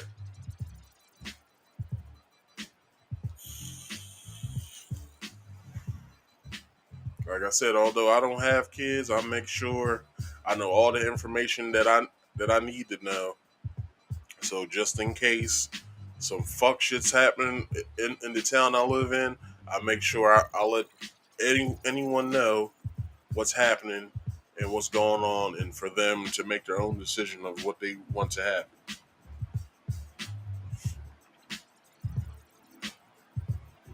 Now, Michi, this is what's called a community. You know, the community of which you're striving for.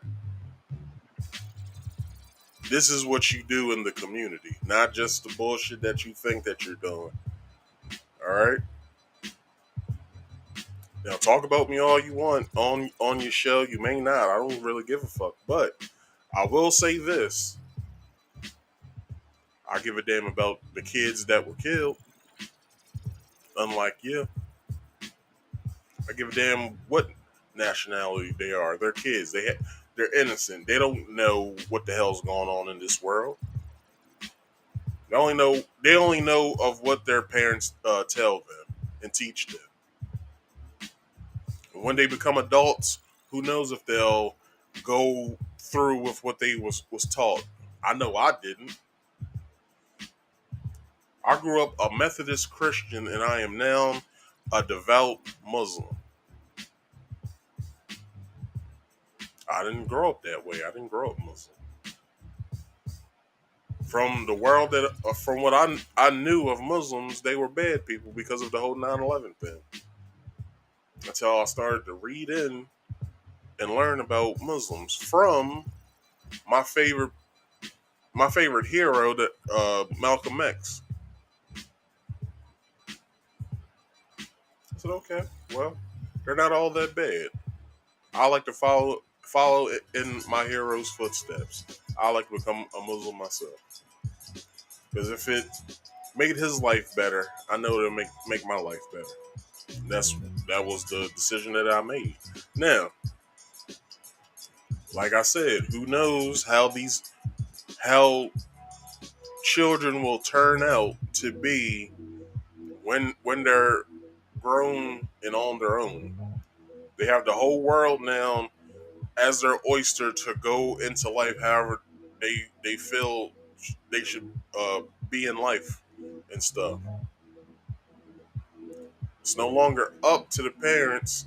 They have their own mind to set their minds on to stuff and how to interact with people. So I'm not judging kids because kids don't know any better.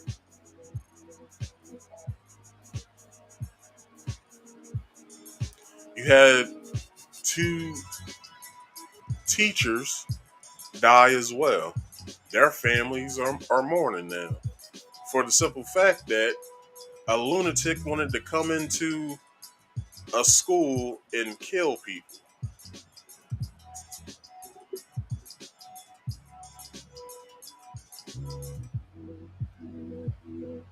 Now, there's no way to fucking flip this. A lunatic went into a school and killed people.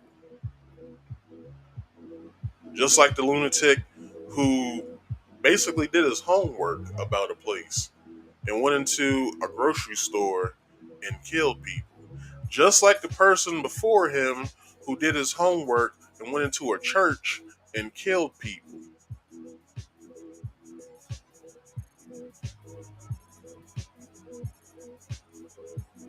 Like, this shit doesn't stop.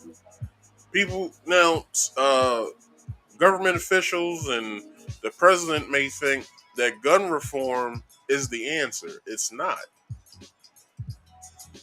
It really isn't. For all the people who may think, well, it is, we do need gun reform. No, we don't. We don't need gun reform. What we need is more guns in law-abiding citizens' hands. That's what we need.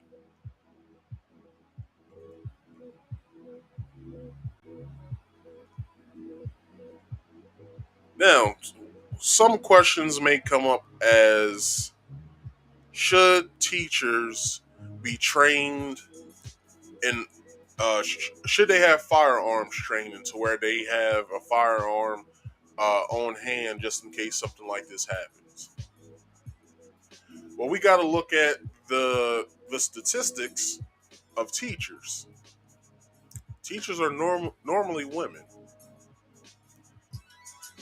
and women value life more than what men do. So I don't think a female teacher will be too quick to pull their gun because they don't want to have that dirt on them of killing somebody.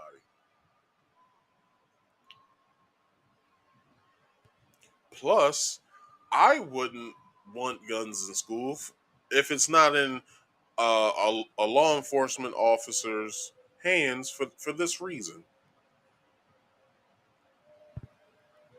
Sometimes, not sometimes, some kids are crazy. Like this lunatic, this fool right here. Some kids are lunatics.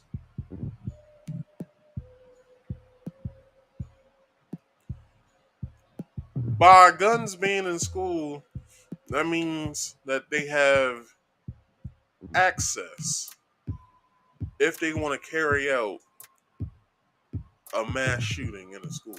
I don't believe that should happen. I believe that the The resource officers who are at schools should only have the ARs and the Glocks. But what I will say, they should have more than one resource officer. Depending on where you're at, you may have more than one. But I believe instead of one in these little rural area towns like Uvalde, they should have had three. So they're gonna have to possibly put that in their budget in all of the schools, depending on how many police officers that they have. So let's continue with the video.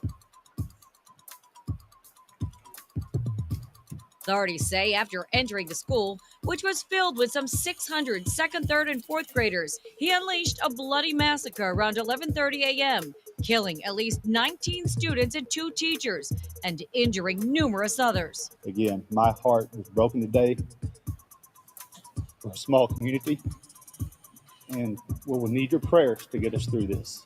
Authorities say he got into some domestic incident with his grandmother earlier in the day at their home and shot her. The Uvalde high school student then allegedly fled the scene and crashed his truck near the elementary school. A witness describes what he saw.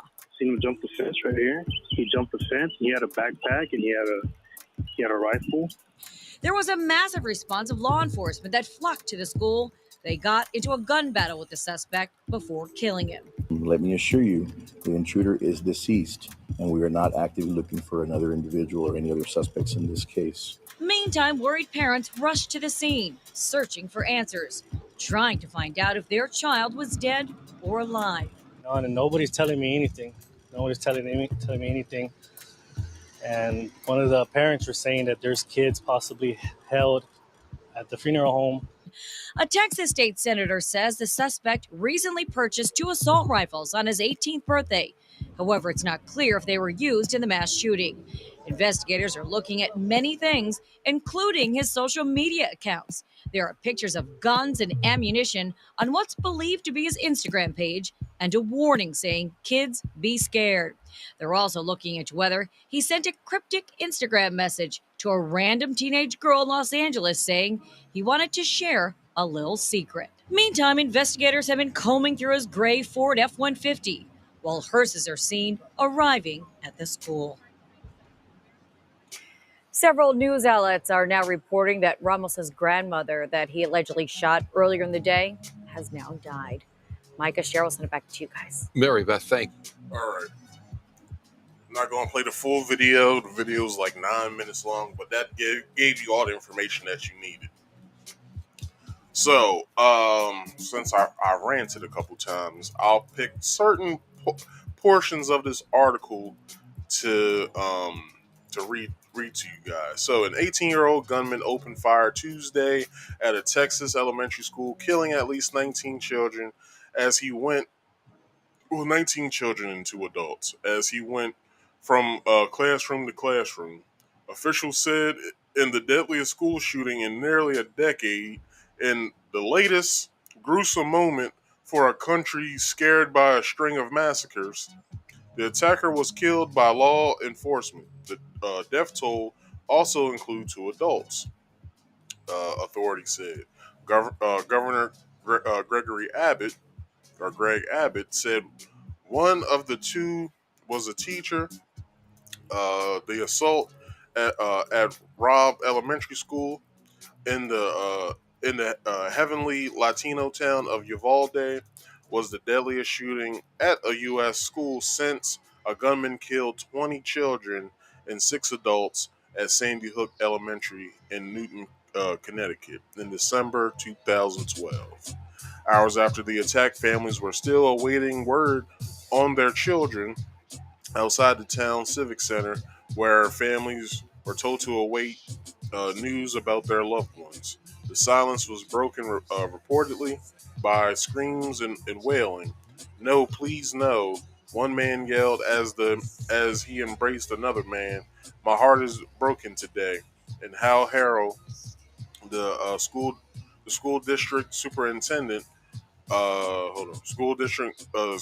school district superintendent, we're a small community and we're going to need your prayers to get through this.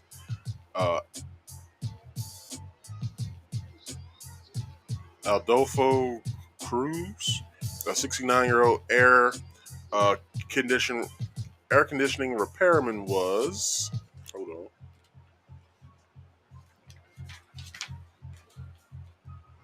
still outside the school as the sun set, seeking word on his 10-year-old great granddaughter, Elijah Cruz Torres. He drove to the scene after receiving the terrifying call from his daughter shortly after the first report of the shooting. He said other relatives were at the hospital and the civic center waiting. He said, was the heaviest moment of his life. I hope she is alive, Cruz said. The attack came just 10 days after a deadly racist rampage at a Buffalo, New York supermarket that added to the years-long series of mass killings at churches, schools, and stores. And the prospect for any reform of the nation's gun regulations seem as dim, if not dimmer, than in the aftermath of the Sandy Hook death. But President Joe Biden appeared ready for a fight, calling for new gun restrictions in an address to the nation hours after the attack. As a nation, we have to ask, when in God's name are we going to stand up to the gun lobby? When in God's name are we going to do what has to be done? Biden asked. Why are we willing to live in this carnage? Many of the wounded were rushed to Uvalde Memorial Hospital, where staff members in scrubs and devastated victims' relatives could be seen weeping as they walked out of the complex. Officials did not immediately reveal a motion, but they identified the assailant as, and I won't say his name, a resident of community after 85 miles. Well, I said Peyton's name. I'll say his name. Salvador Ramos is his name. West of San Antonio. Uh, Law enforcement officers said he acted alone. The attack came as Robb Elementary was counting down the days of the school year with a series of themed days. Tuesday was to be footloose and fancy, with kids wearing nice outfits and shoes.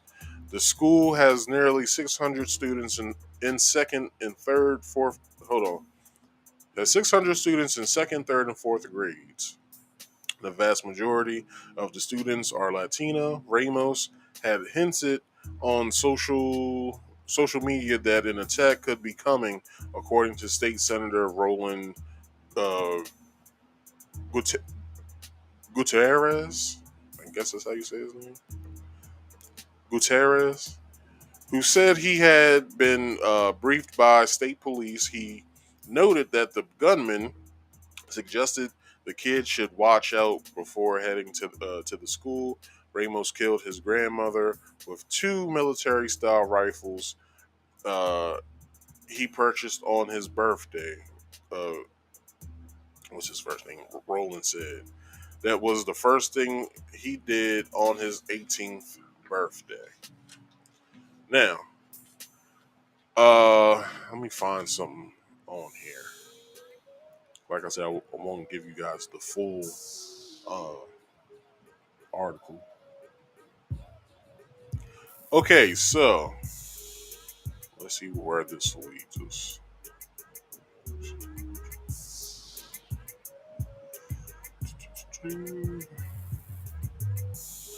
The official could not discuss details of the investigation publicly and spoke to the Associated Press on conditions of anonymity.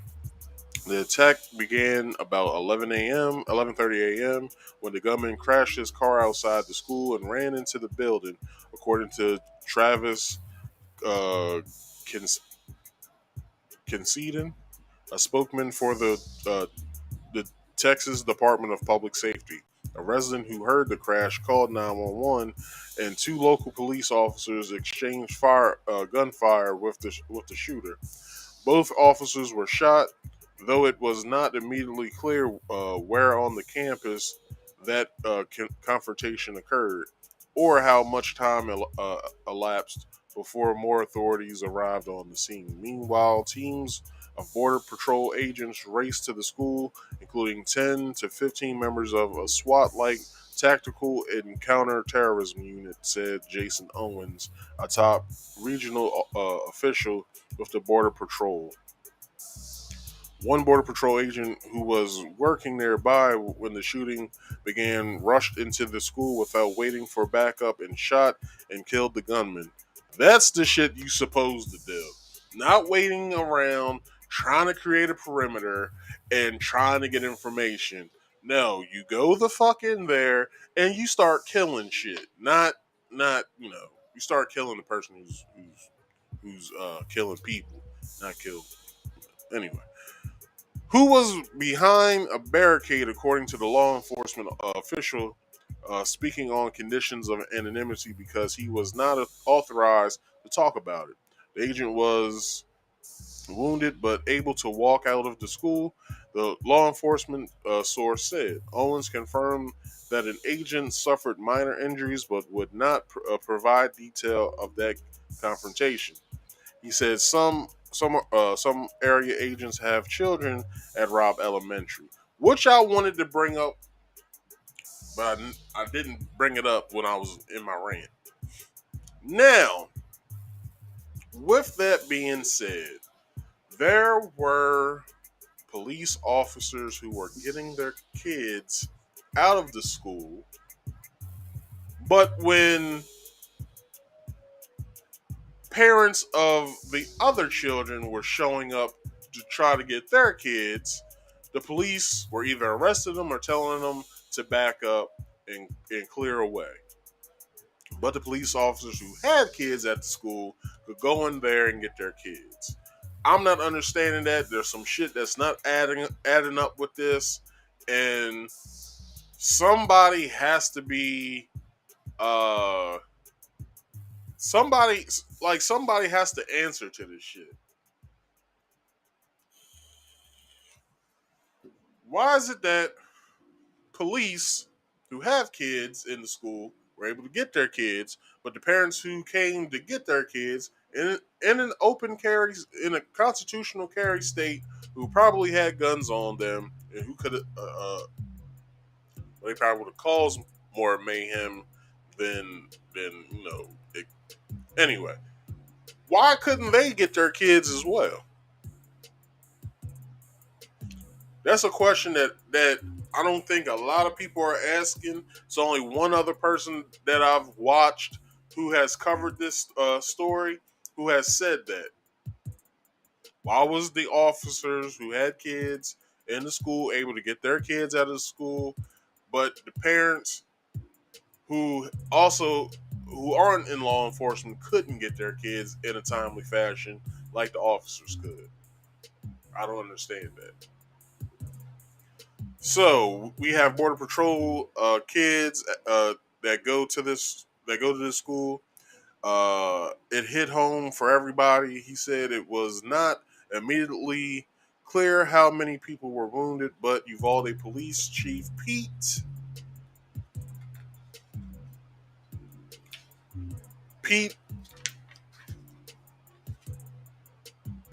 Araran, I don't know how to say this. Arandio? I don't know. I'm not. Pete said there was several injuries. So, let's see. Earlier, Uvalde Memorial Hospital said 13 children were taken there. The hospital reported a 66-year-old woman was in critical condition. Uvalde, home to about 16,000 people, is about 75 miles from the border with Mexico. Robb Elementary is a mostly residential neighborhood of modest homes. The tragedy in Uvalde was the deadliest school shooting in Texas history. and it added a grim tally in the state, which had been the site of some of the deadliest shootings in the U.S. over the past 5 years. The reason why they say that this is the deadliest school shooting in Texas history because the first one happened in 1970. So that's the reason why they put that in there. In 2018, a gunman fatally shot 10 people at Santa Fe High School in the Houston area.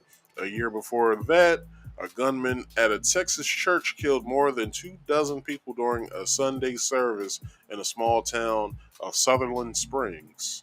In 2019, another gunman at a Walmart in El Paso killed 23 people in a racist attack targeting Hispanics. The shooting came days before the National Rifle Association annual convention was set to begin in Houston. Abbott and both of Texas U.S. senators were among elected Republican officials. When were the scheduled speakers at the Friday Leadership Forum sponsored by the NRA's lobbying arm? In the years since Sandy Hook, the gun control debate in Congress has waxed and waned. Efforts by lawmakers to change U.S. gun policies in significant way have consistently faced roadblocks from Republicans and the influence of outside groups such as the NRA. A year after Sandy Hook, Senator Joe Manchin, a West Virginia Democrat, and Patrick J. Tomey, a Pennsylvania Republican, negotiated a bipartisan proposal to expand the nation's background check system. That's another thing that Beto O'Rourke was talking about, and like it was like a press. Not he didn't have a press conference. It's like cameras came around him and started asking him questions. He said, "We need universal background checks." What the fuck does that mean if you already get a background check when purchasing a gun? That's in any state you get a background check. They just don't allow you to buy a gun and then you're out of there. No, they do some background checks just to see if you got anything on your record that is a little questionable. And then if you don't, you get the gun that you picked out and purchased. Other than that, if you have any sort of foul shit on your record that they can look at and be like, nah, he doesn't deserve a gun. And they'll tell him, sir, we can't sell you this gun because your background check came back in. It shows that you have a violent past. We can't sell you a gun. And then that's that. You can get mad all you want. You can't purchase a gun in that state. If you go somewhere else, they might tell you the same. But the one thing that is also on that is also being spoke about is this ghost gun thing, where people are 3D printing guns. Now that's nothing new to me, and I'll say the reason why I say that is because of this. Some of y'all need to start playing video games, and I'm not even bullshitting. Some of y'all need to start playing video games because in Watch Dogs 2, the city the game was based in the city of San Francisco. In the city of in that game, you had hideouts. You could either buy real guns in the game, or you would get guns that were 3D printed. Now, that's the reason why I say, and that game came out, 2012? No. like 2014, 15 or something like that. So that's nothing new to me.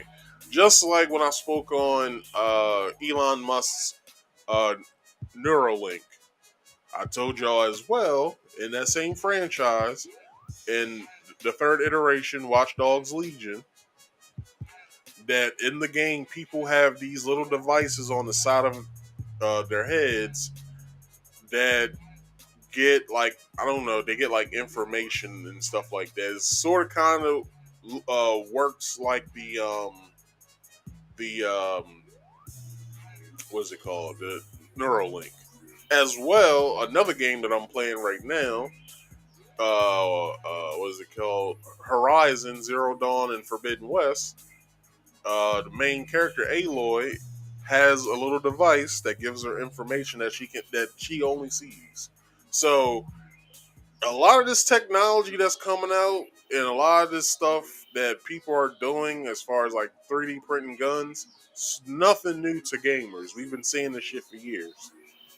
It hasn't really been in the forefront because the main game that people look at, or the main games that senators and stuff like that look at that they call violent, is Mortal Kombat or fighting games in general, shooters, and Grand Theft Auto. Those are only games that they look at that's like, well, is violent video games a cause of this? And I would say no, for the simple fact that when I sit back and I play a violent video game, I don't want to then go out and start either beating people up or shooting people. I don't. Like, it's not something that I want to do.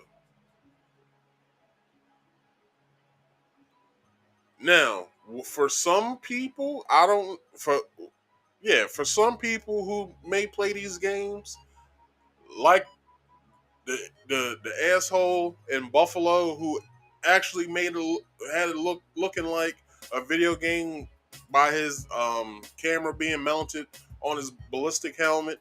Yeah, I would then say, well, he went a little far by live streaming the shit. And then, he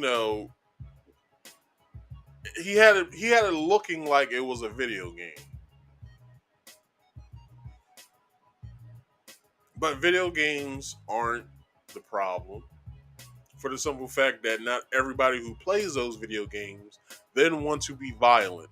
For some people, it's a release. They get to relax. They like, okay, I get to wind down, play this video game, blah, blah, blah, blah. Now, have Americans been desensitized by gun violence? Yes, for this reason.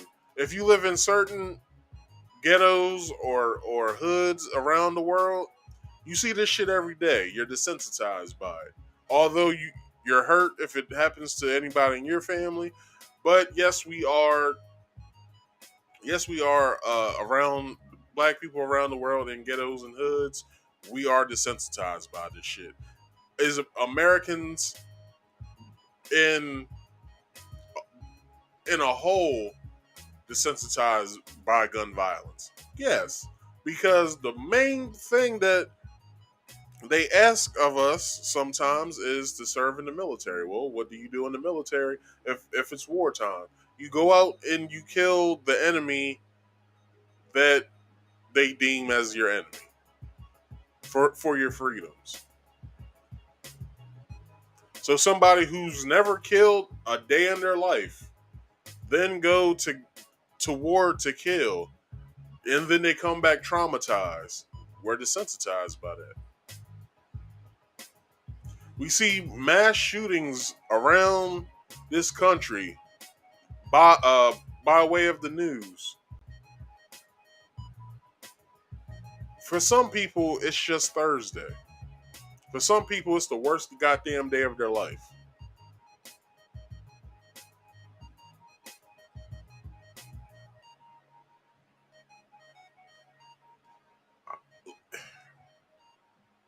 Let me be real. Have I been desensitized by any type of violence, fighting, killings, all of that, yes, I am desensitized by it. Although it hurts me because it's kids and stuff like that, I'm still desensitized by it.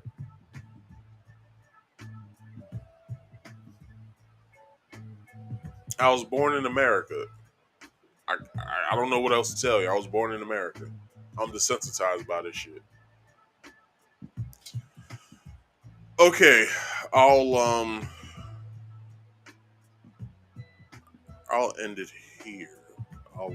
Okay, so last year the House passed 2 bills to extend background checks on firearm purchases. One bill would have closed a loophole for private and online sales. The other would have extended the background check.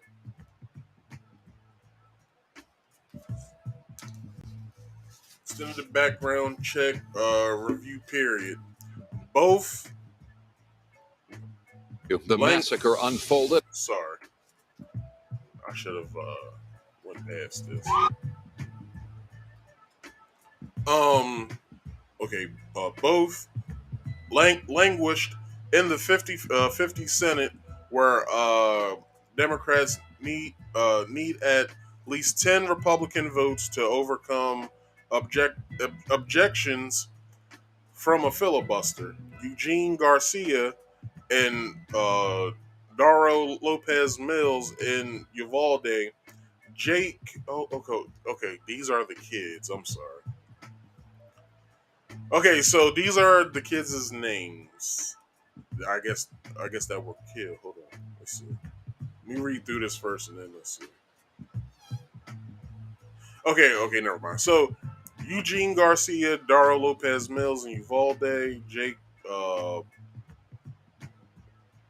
Blyberg in Dallas, Ben Fox, Michael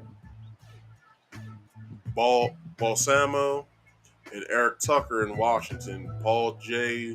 Weber in Austin, Juan Lozano in Houston, Gene Johnson in Seattle, and Rhonda Schaffner in New York contributed to this report. All right. So these are the people that actually got the information to write this report. So the next video I'm going to show you is a timeline of everything. I just grabbed this today. What's today? The 28th. So this is 2 days old, but this is the timeline of which they gave us of the actual events of what happened.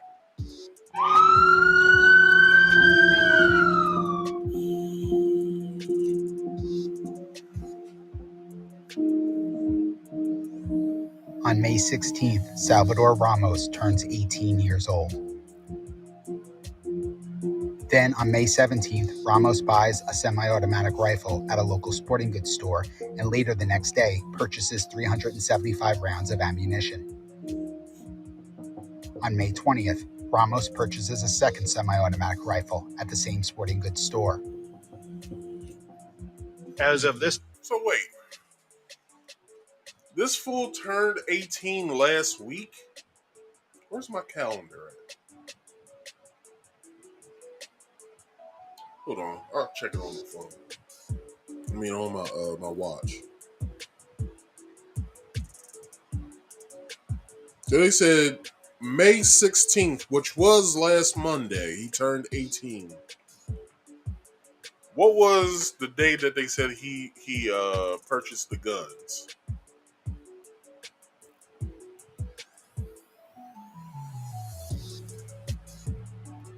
Then on May 17th, Ramos... So a day later, he on Tuesday, May 17th, 2020. I mean 2022, sorry. He purchased the guns along with 375 rounds of ammunition.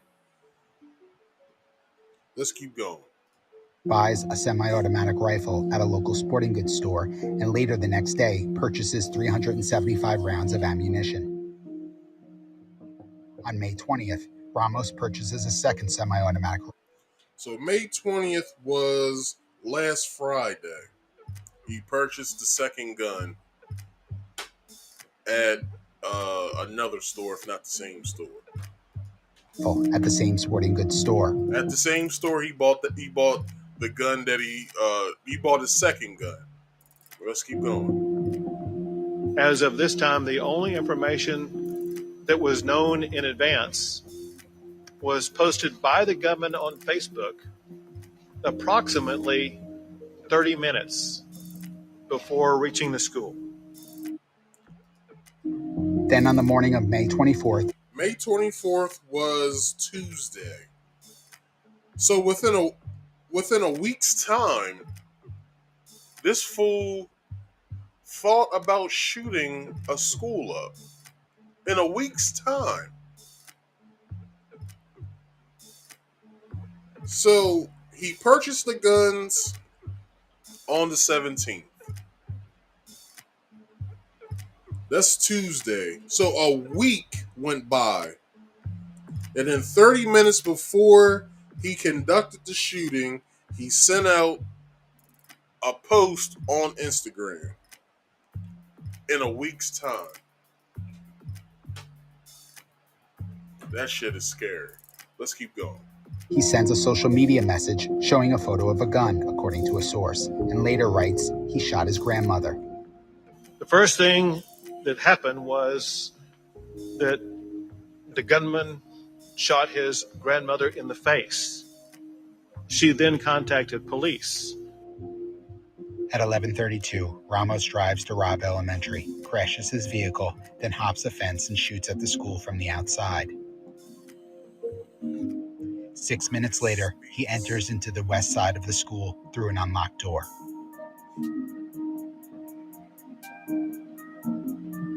At 11:44, Ramos fires on responding officers and then barricades himself in adjoining classrooms and starts shooting. About an hour later, Border Patrol agents storm the classroom and shoot. Now, he was shooting outside from the classroom that he barricaded himself in. That's when the police was trying to create a perimeter around the school. Makes sense, but they weren't acting.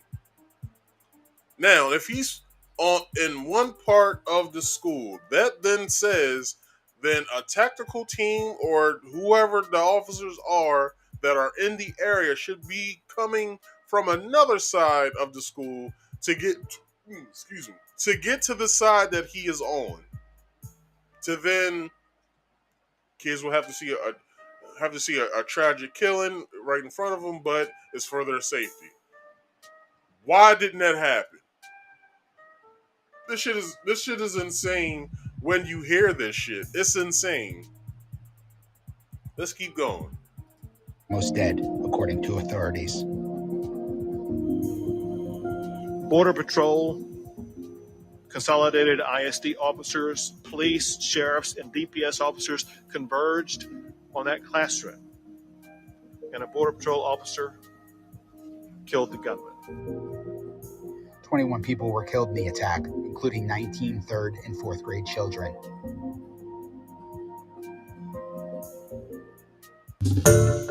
Hi. That shit is sad, man. Why is it that, which is even more scary, only a week passed since he purchased those guns. It was between Monday and Friday is when he purchased the guns and the 375 rounds of ammunition. It was between last Monday and last Friday. He then, on the day of the week after of him purchasing those his first gun, he then 30 minutes before committing his crime posts on Instagram that I'm about to shoot a school up after shooting his grandmother.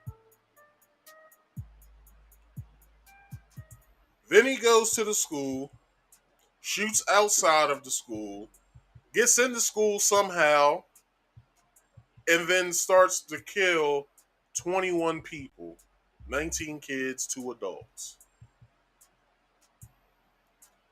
And it took up to 2 hours for police to get inside the fucking school. Or let's say an hour and a half. Why did it take that fucking long? Because a border patrol agent was like, fuck it, I'm going in. But why didn't the Uvalde police department engage the suspect? Didn't engage the suspect. Hell, where the fuck is y'all sharpshooter at?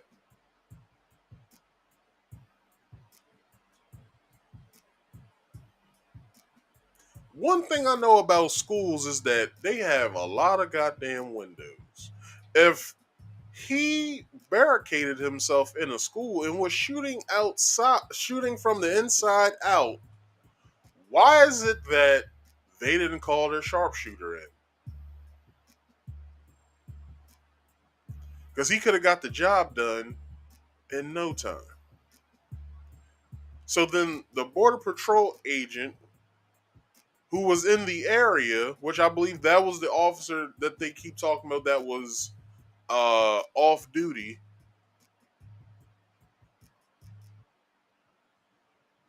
goes in and kills the suspect, which it took an hour, let's say an hour 45 minutes. Why did it take that long?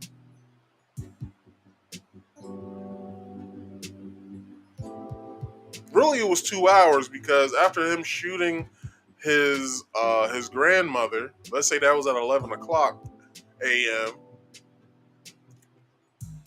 at 11:30 he reaches the school and crashes the truck, and then goes into the school.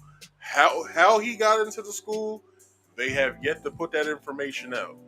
But we need answers as American citizens. Why does this shit keep happening? How do these damn lunatics keep going inside of these? How do these lunatics get inside of these schools to then shoot them up? Because as I said, and I have knowledge of this. You can't get into a school unless you're buzzed in. When I was with one of my ex-girlfriends that I was living with, when I had to pick her daughter up, let's say, we had something planned and we wanted to get her early. Well, if my ex was at work and I had to be the one to pick her up, I had to push the talk button to say, "Hi, my name is so and so. I'm here for so and so." Okay, the door buzzes to unlock. I then have to show ID to get in there. I mean, after I'm in there, so they can match my ID.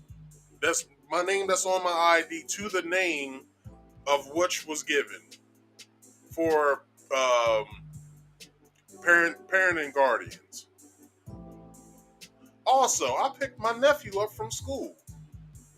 My sister had to call ahead of time and say, "Hey, I would like to get my son out of school, but my brother's coming to get him."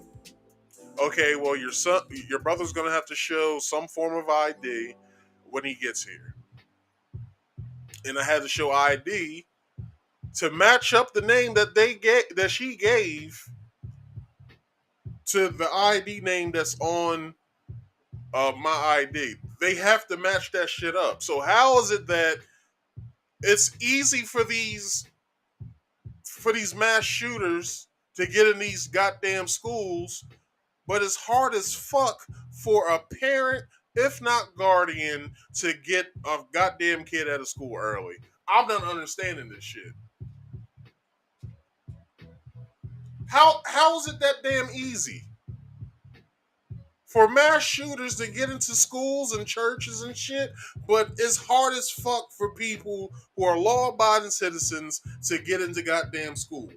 How is it that fucking hard? But it's easy as fuck for a motherfucker who has a gun, a big ass gun at that, to get into a school. I'm not understanding this shit.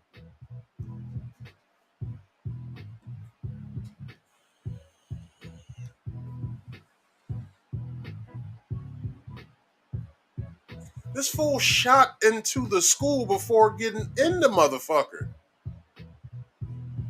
How? And the school resource officer was nowhere to be found at that point in time. Because if he was there, we wouldn't be having this discussion. We'll probably still be talking about Peyton Gendron. We wouldn't be talking about Salvador Ramos. We would still be talking about the comparisons between Peyton Gendron to all the other racists who shot up schools or churches or stores in this country in mass shootings. We'll still be debating that shit. What are the comparisons between them?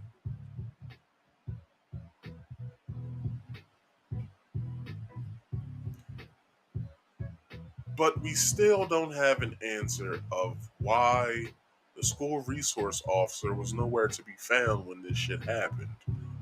Nor will the spokesperson tell the truth. I was watching this shit earlier. And shout out to the Relationship Rehab YouTube channel, Brian Redmond's channel, for going over this a second time. I suggest y'all to watch his first video on this, which is about 3 hours long, or over 3 hours, and then watch the one he recently just did yesterday on this shit. That's about over 2 hours long. You guys have homework tonight. You guys have to watch this shit for the simple fact that Brian was a police officer, is a former police officer. So anything that he says, I'm running with for the simple fact that he has prior knowledge to this shit. So anything that I'm saying to y'all right now is what I got from him. I'm not just going into this without knowing something. I'm not speaking on this shit without knowing something first before I talk about it and giving my own thoughts and feelings. No, I'm making sure I'm going to give you guys the facts.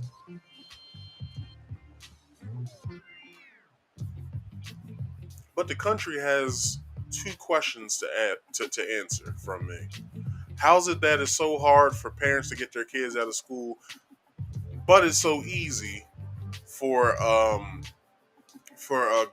gunmen to get into schools? And second question, why the fuck are y'all always on gun reform? It's not guns who kill people. It's stupid people who fucking kill people. You dumbasses, what the fuck is wrong with y'all?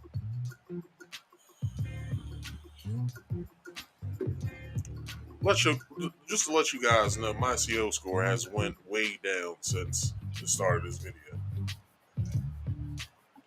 I was at a 60 something. It's probably at like a 41 right now. Thank you, YouTube. Moving on.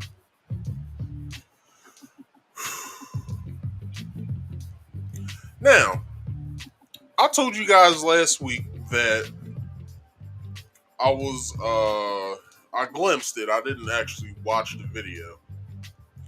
That Willie D said from the Ghetto Boys. He has a YouTube channel, Willie D Live, I think it's called. He said that a JP Morgan rep said that a recession is near. So I told you guys I will do my research and I will try to find some information on this. Well, I found the information and I have 2 videos to go along with what I have to say to you guys today.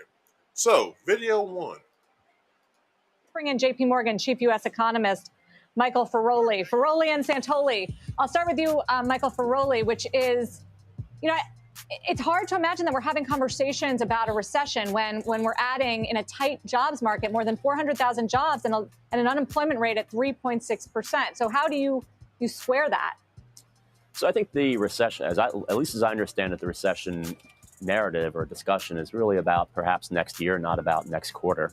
I think most people recognize that the momentum in the economy right now is pretty favorable. As you mentioned, the jobs number looking very timely and looking very strong. But as we see these financial conditions tighten, many of what you just talked about, stocks down, rates up, dollar way up, over time, if this continues, then you set yourself up for a scenario where maybe, a few quarters down the line, recession becomes more of a possibility. But again, as I understand it, I don't think it's a near-term concern, at least not for me, but rather something as you look out to next year becomes a little more of a real possibility. So what do you think this is all about? That big rally off the Fed and then the big sell-off off the Fed? Is it about concerns that the Fed's going to make a mistake or not get inflation under control, or what? Yeah, the reaction seems a little bit sclerotic. I do think perhaps Powell maybe misspoke or was a little too firm in ruling out 75 basis points on Wednesday. And maybe some people read that as not being committed enough to the inflation fight. But I think that's a misreading. I think they'll do what they have to do. But there may have been, some words, I suppose, he would have chosen differently. But the reaction has been a bit odd. But I would say on net, the fact that rates are generally up and the dollar is up is probably the kind of reaction they want. I mean, eventually, they're not just doing this for the sake, for the fun of it. They actually want to tighten financial conditions and slow down the pace of spending growth in the economy. Mike? Before she asks that question,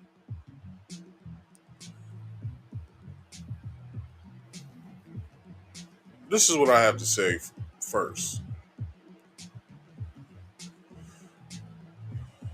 I really feel as though that this is going to happen. And my next topic that I have to ask, I'm going to be giving to you guys. You guys place y'all's bets on this if you guys would. But the second thing not the second, but the next thing I'm going to talk about coincides with the last topic, mass school shootings, or just mass shootings in general, and this recession. Let's bring up inflation first. Everyone knows that before I get into that, so I've said on this channel that there is a truck driver shortage. There's not enough truck drivers to go around. And not only that, we got to remember it's truck drivers who bring us our food, that bring us our gas, that bring us our clothing. So, with the price of gas as well going up, and we're reaching the summer months, so gas is about to go up about 30 cents. So, y'all get ready for that. Last time I checked, gas was at $4.59.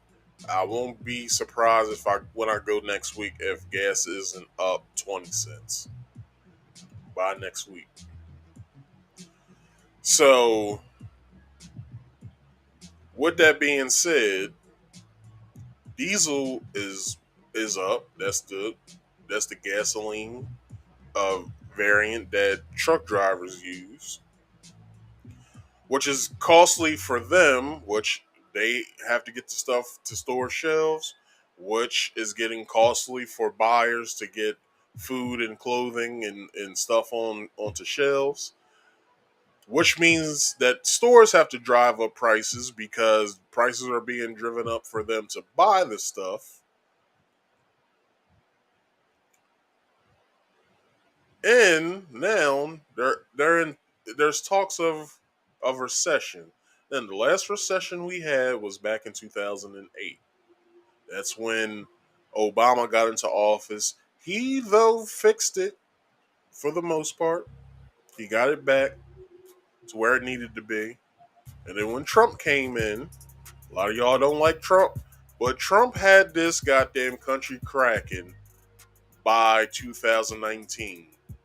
The jobs market, the dollar was up, the jobs market, almost everybody had a job. Like, the unemployment rate was way low. Shit. I think the housing market was cracking as well. Since people was making money, people was, buying buying shit. So the stock market was up as well. So this country was cracking up until March 2020, when they started locking shit down and started driving business growth, that's any business, way down. For the simple fact that if it wasn't an essential business, you couldn't go to it. So, such as, all of your, run of the mill stores, like, I don't know, like, just stores that you didn't really need to be in, that weren't considered essential. So that's basically a lot of places that, other than food, grocery stores, clothing stores, or shoe stores, and such as. Oh, the editor says, hold on, let me bring your comment up and let me read it aloud. The editor says, when you have more guns than people, it makes it impossible for effective gun reform. Guns should have been banned way back in the 1900s. He also says, why do you Americans say it's your right to own a gun? Because it's written in our Constitution. Amendment number 2 says you have the right to bear arms. Why? Just in case if the government goes rogue. That's the reason why we have guns, the editor. I don't know where you're from, but this is the reason why we own guns in this country. Now, if I can ask, what country are you from? Because if it's Canada or Mexico or a European nation or Asian nation, that's why y'all don't own guns. Because y'all's, other than racism, y'all's country wasn't founded upon freedom. That's the reason why we own guns in this country. So, the reason why that there are more guns in this country than people is because there's more. You're from England, so you guys can't own a gun at all. Now, from what I understand, it's a lot of stabbings that happen in England. But from a report that I did last year, an activist got shot in her head. So, by y'all not being able to have the right to own a gun, you may have more illegal guns in your country than what you know. Just saying. Now, back to my point. If your company wasn't considered essential, you basically couldn't operate. Which the reason why the small business market was basically falling, and small businesses are basically trying to get out of that rut right now.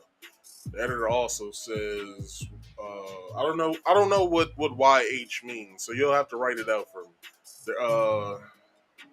There's drive-by stuff over here, but it doesn't happen often. I'd rather be attacked with a knife than a gun. I'm pretty sure anybody would rather be attacked by a knife than a gun.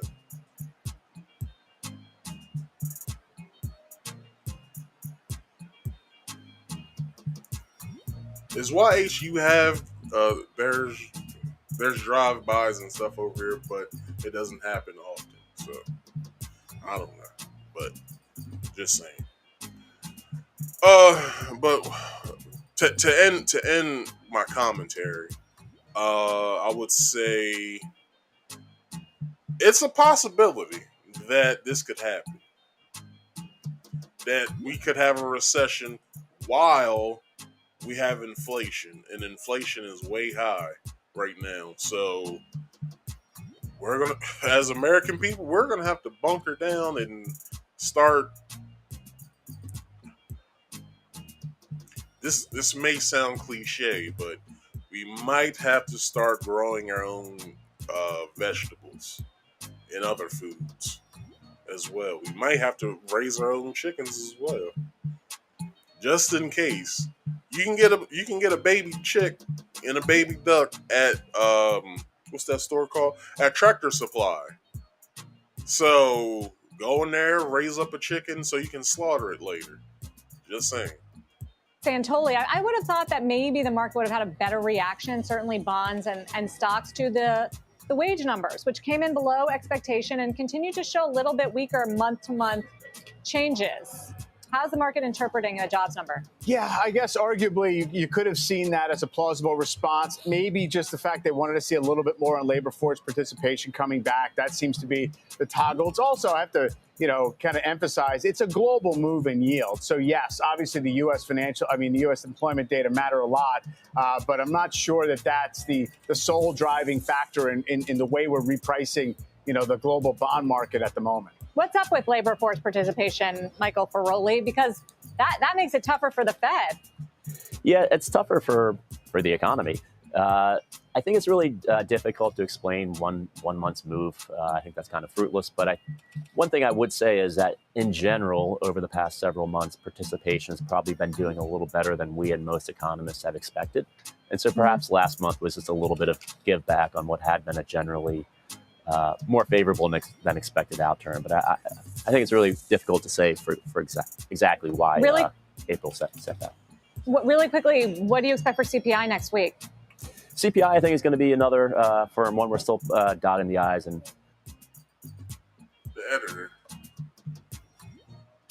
you're asking me that my defense for owning a gun is because the government might become tyrannical. Why don't your neighbors Canada have guns then? Because it wasn't written in their laws to have guns. It was written in ours. Just in case, if our government becomes tyrannical. That's the reason why in this country there are many, and I say many, militias. Why do we have militias if we already have a military force in this country? Because the military is owned by the government itself. So they have their own fighting force just in case if they do become tyrannical. That's why. That's the reason why we have that right.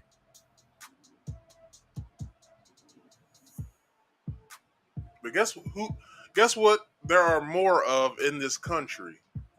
People than soldiers and government officials. It's more people.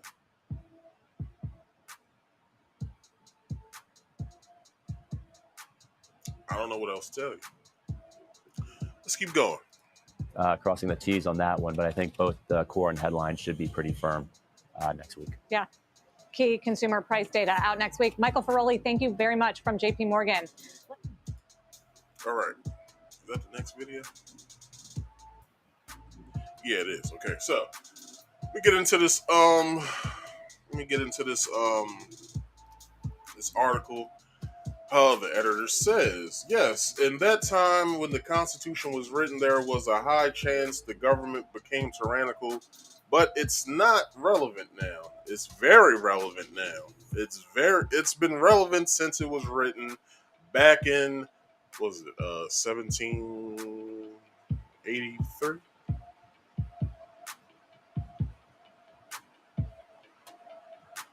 No, I'm sorry, 1773. No other country in the West has become tyrannical. just in case. Look, all right. Let me ask you a question, sir, or ma'am. Why do you put insurance on your car?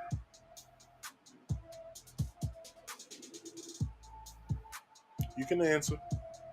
Or, matter of fact, there's a link right over on the side that's posted at the top. Just come up here and talk to me, because I'd rather talk to you than to read your text. 2 rules, though. You have to be on camera. If you don't want to be on camera on the show, you still have to be on camera here in the backstage. I have to see what you look like first before you come up here. Other than that, I'll answer what you have to say, bro. It's not the same. Insurance and owning a weapon of war is not the same. No, and insurance is for just in case something happens, you have protection. That's what I'm talking about. The country, well, they call them the forefathers.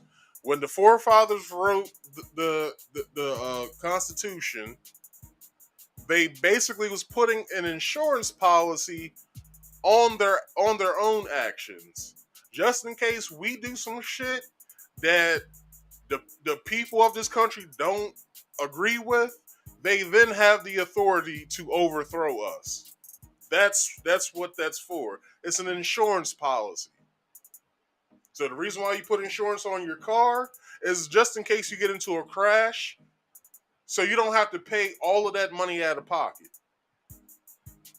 That's what that's for.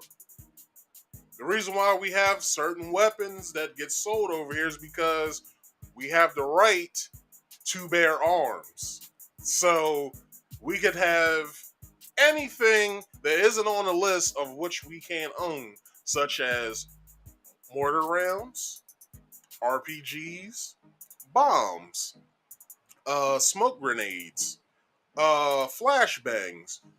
We can own that, but we can own other stuff, such as handguns, rifles, shotguns,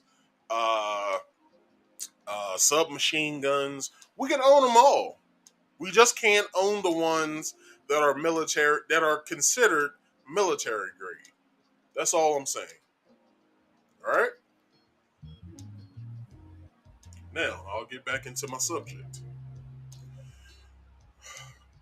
Equity investors anxious about a potential recession isn't showing up in other parts of the market, which is giving J.P. Morgan Chase and Company a strategic Marco Kolnovic confidence in his pro-risk stance. U.S. and European stock markets are pricing in a 70% chance that the economy will slide into a recession in the near term, according to estimates by J.P. Morgan's top-ranked strategists. That companies with a 50% chance priced into the investment grade debate market, 30% in high yield debt, debt, and up to 20% in 20% in rate markets. Calvin writes. Wrote in a note to clients on Monday. Should the recession fears fail to pan out, subdued equity positioning and downbeat sentiment will help the stock market to recover. Uh, Konalovic says, or wrote. Recession warnings been bubbling for months this year amid the war in Ukraine, coronavirus lockdowns in China, and more hawkish Federal Reserve. Anxious that policymakers' efforts to tame inflation will send the economy into a recession has caused investors to yank almost 10 trillion of U.S. Equity markets this year. Either equity markets prove right and a recession takes place, in inducing much bigger declines in bond yields or rate markets prove right and recession is avoided, inducting a, you say, maybe only allow citizens to own handguns only, no ARs or any similar weapons. But editor, check this out. It's not the gun that's killing people. It's the stupid motherfucker behind the gun that's killing people. So let's not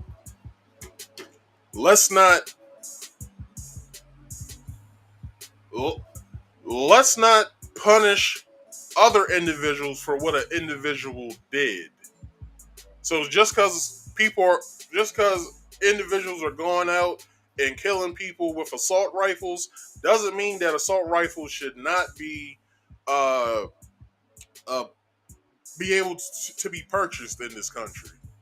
The person who actually did the act with the gun should be punished for his actions. You understand where I'm coming from? Now I'll keep going. Recovery in equity markets. What is this guy's first name? I'm not going to keep saying his. Marco. Marco wrote, "Our view remains that the probability of a recession over the next 6 to 12 months is low and thus stay with a pro-risk stance." Now, my next video that I have coming up says just that. A very low unemployment may lead to recession, says JP Morgan Ferrelli. Joining me now is Mike Ferroli. He's the chief U.S. economist with JP Morgan. Mike, you've pointed this out in your excellent note yesterday. What are your concerns? Well, the concern, I think you pretty much summed it up pretty well, is that with the unemployment rate very tight, or very low, I should say, and evidence building of a wage price spiral, which will keep up upward pressure on inflation for some time, the Fed, with their policy, should want to relieve some of that pressure to slow growth in demand. The editor. As you can see, I'm not on that topic anymore. So I would like, if you actually have something to say about what I'm saying, what I'm talking about now, you can do so. But if you want to talk to me, hit the link. That's all you have to do. Hit the link. And for better or worse, actually get the unemployment rate up just a little bit. But as you mentioned, that tends to be hard when the Fed puts the brakes on the economy, I should say. The unemployment rate usually tends to go up a lot. And so that, I think, really is a concern. It's not necessarily a concern for this year, I would say. The Fed is just getting started. They're obviously seems like they're going to pick up the pace. But I think given the lags in monetary policy and how that acts on the real economy, next year prospects, are looking a little more dicey if the Fed really needs to slam on the brakes here to slow this wage price spiral that does appear to be developing right now. Yeah, it's a conundrum if you sort of say we've never been able to see an improvement in the unemployment rate without it basically triggering a recession. Is there anything we could do now? I'm saying the unemployment rate wasn't.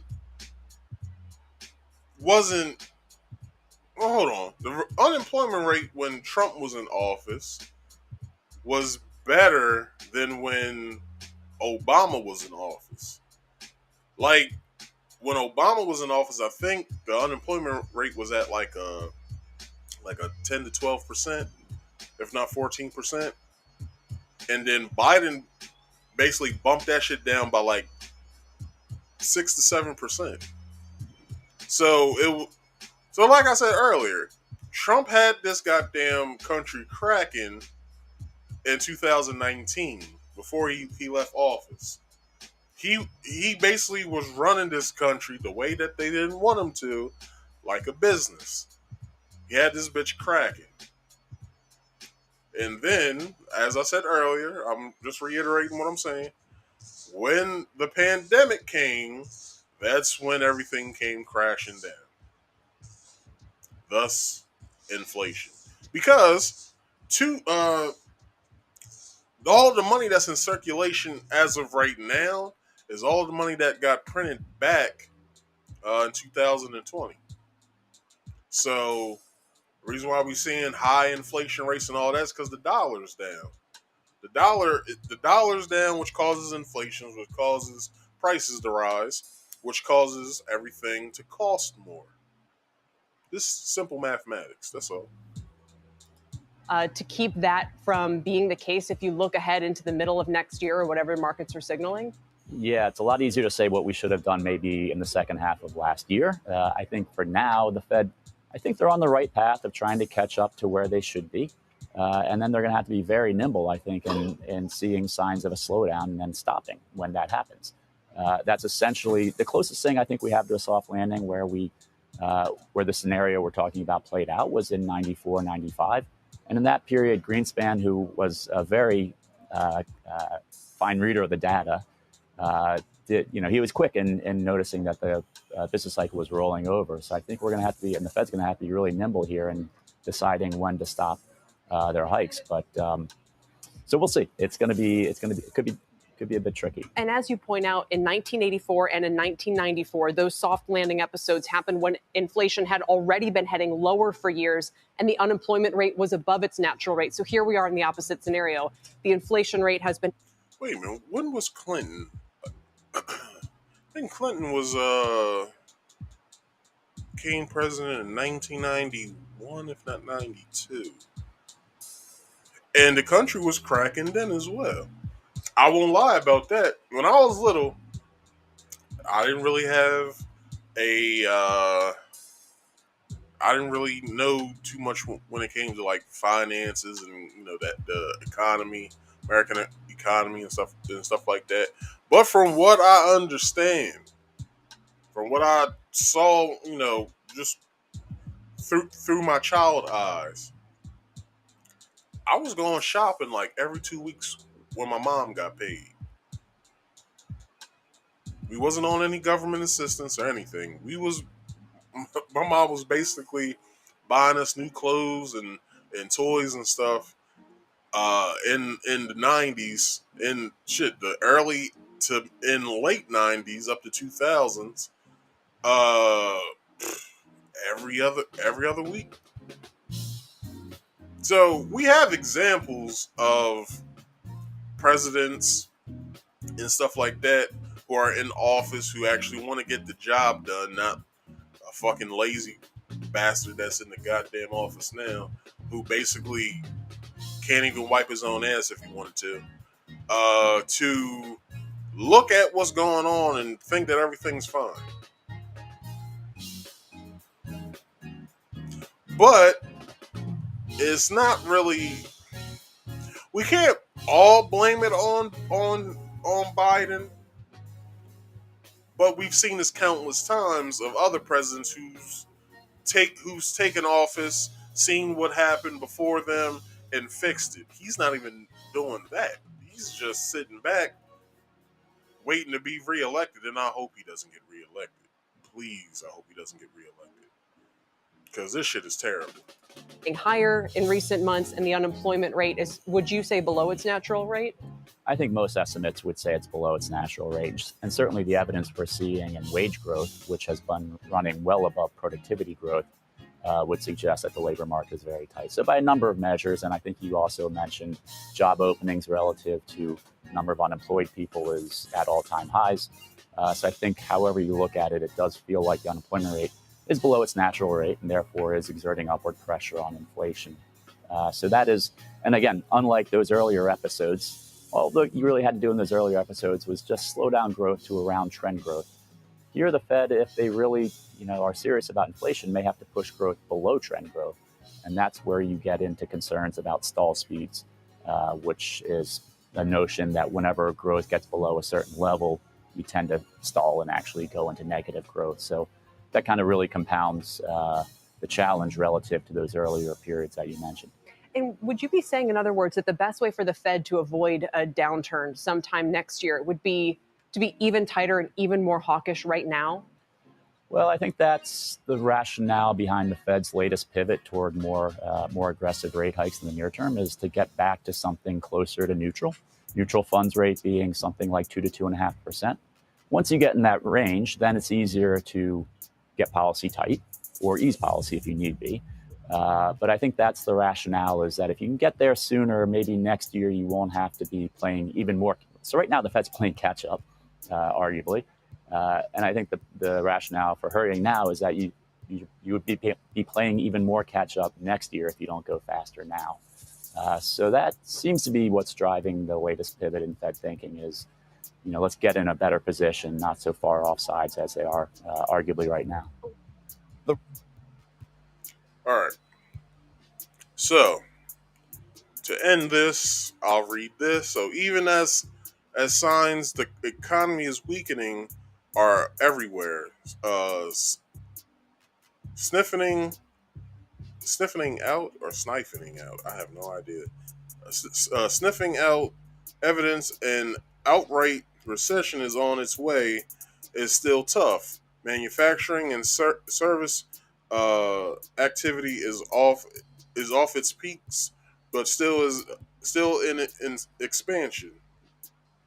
Customers continue to spend while employment and housing data doesn't screen danger. Marco voted the number one equity-linked strategist in last year's institutional investor survey, recommended using recent weakness in oil and energy names to add exposure. A steadfast bull on value stocks, he has repeatedly urged investors to buy the dip during the stock market rut in 2020. But those calls haven't worked out so far, as the S&P 500 has lost 16% since its January peak. JP Morgan's concern that recession angst is overwhelming. The stock market is echoed by USB Group AG. The stock market is pricing in 40% chances of an economic contraction. According to the bank's models, similar evaluated recession odds have historically pointed to further equity losses when a recession materializes. According to the study by the firm's strategic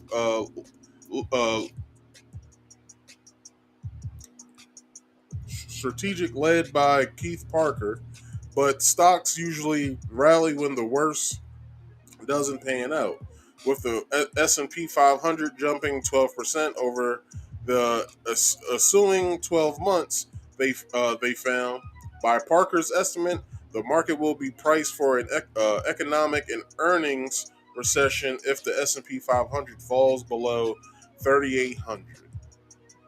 So, people, that is information if a recession happens.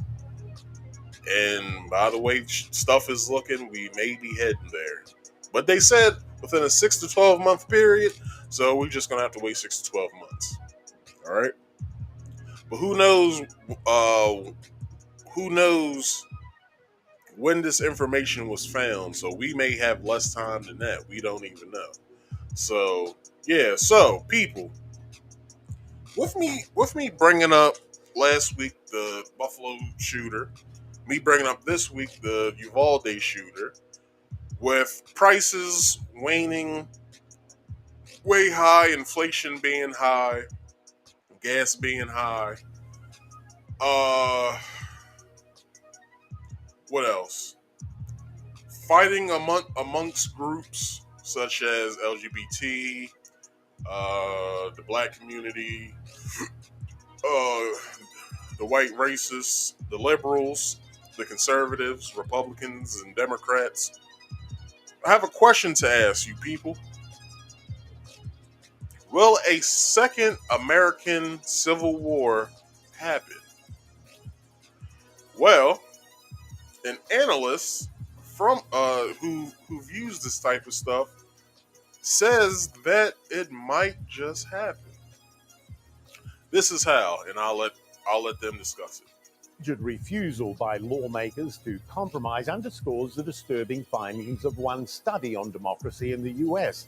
According to a Washington Post editorial, data from the Center for Systemic Peace finds the US no longer technically qualifies as a democracy after the Trump administration years. It's somewhere between a democracy and an autocratic state. Barbara Walter is a professor of international relations at the school. Not Barbara Walters, the Barbara Walters we know. We're talking about Barbara Walters here, who analyzed this.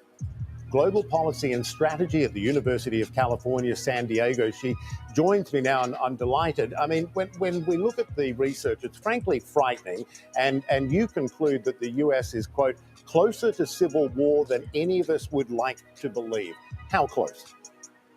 Well, I've been studying civil wars for the last 30 years across the globe. And in fact, the last 4 years, I've been on a task force run by the CIA that tries to predict where outside the United States a civil war, political violence, and instability is likely to break out. And we actually know now that the two best predictors of whether violence is likely to happen are whether a country is an anocracy, and that's a fancy term for a partial democracy, and whether ethnic entrepreneurs have emerged in a country that are using racial, religious, or ethnic divisions to try to gain political power. And has that not happened? Now, to not anger the black community, what did what did Black Lives Matter do? Hey, look, I don't want to say it, but did they not do that? Not saying we probably would have been better off without them, or if we're better with them. Who knows? Who knows?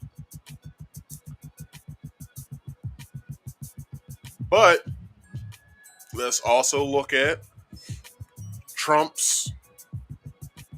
taking over the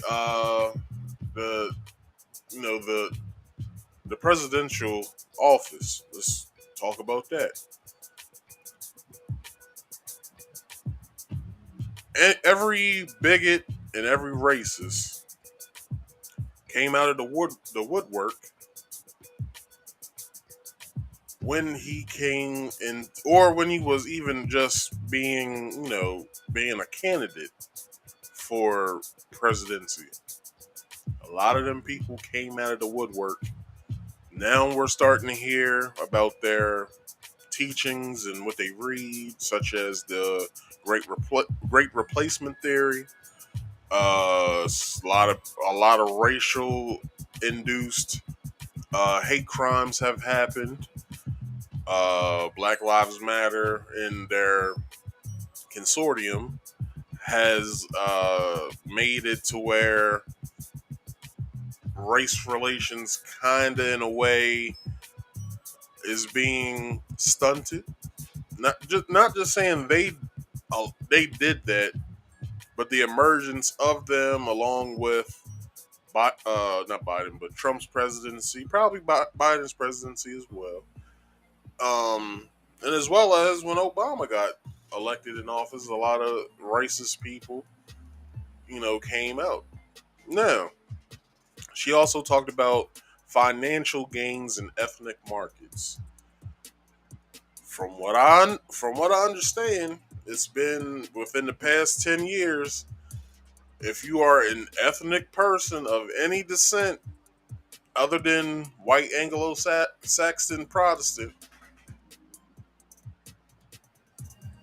it's been a great financial gain for Asians, African Americans, people from the Middle East who come over. What's another nationality group that I can speak on? Hell, if you come from Africa too, great financial gains in this country. Now, would that cause a world war, because we're probably already getting into that as well. But will a civil war break out from this? We also got to talk about ideology, such as conservative uh, people who are conservative and people who are liberals. They're fighting every day.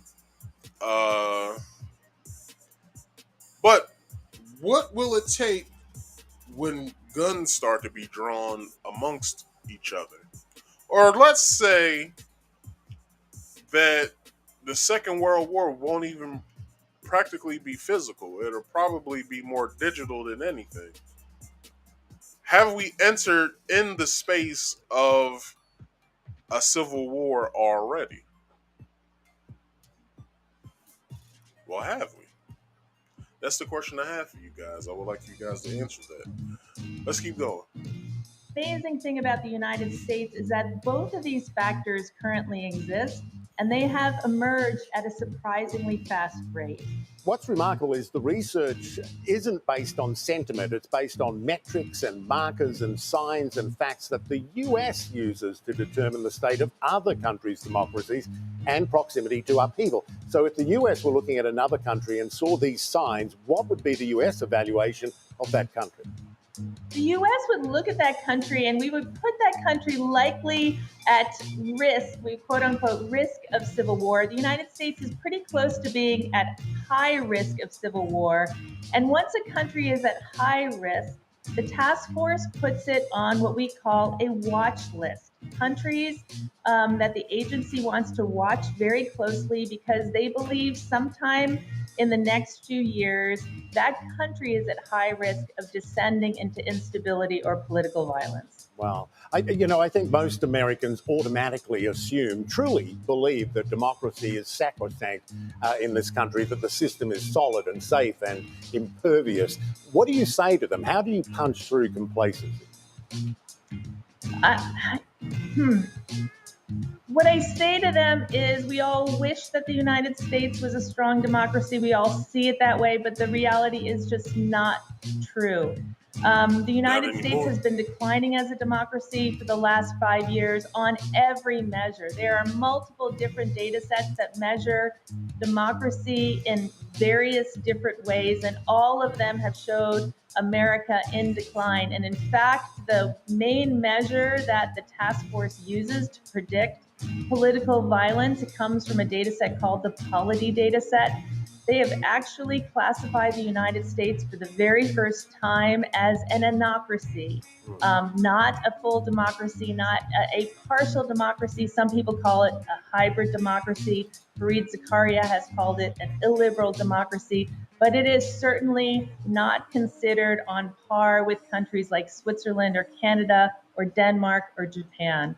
We are no longer considered the world's longest democracy. That ended in January of 2021. Damn. Walmart is facing backlash this morning. All right, that's the next story. I didn't want to get into that fast, but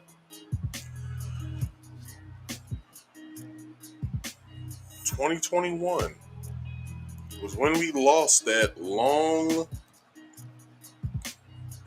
undefeated stint of us being a democracy. And that's crazy to say. Well, that's crazy to hear, for the simple fact because we think that, hey, we are a democracy, but you have to look at certain things that's going on in the country. So, the U.S. Supreme Court's upcoming decision to reverse Roe v. Wade, an early draft of which was leaked last week, doesn't ban abortions. It leaves the issue to the states. As a result, it will put another large brick in the growing wall separating blue and red America. The Second American Civil War is already occurring, but it is less of a war than a kind of benign separation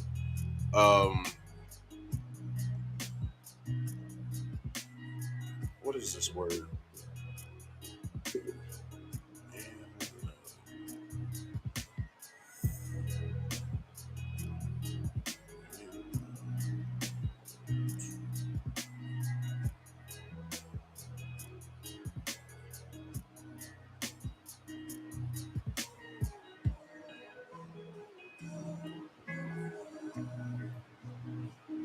Analogous.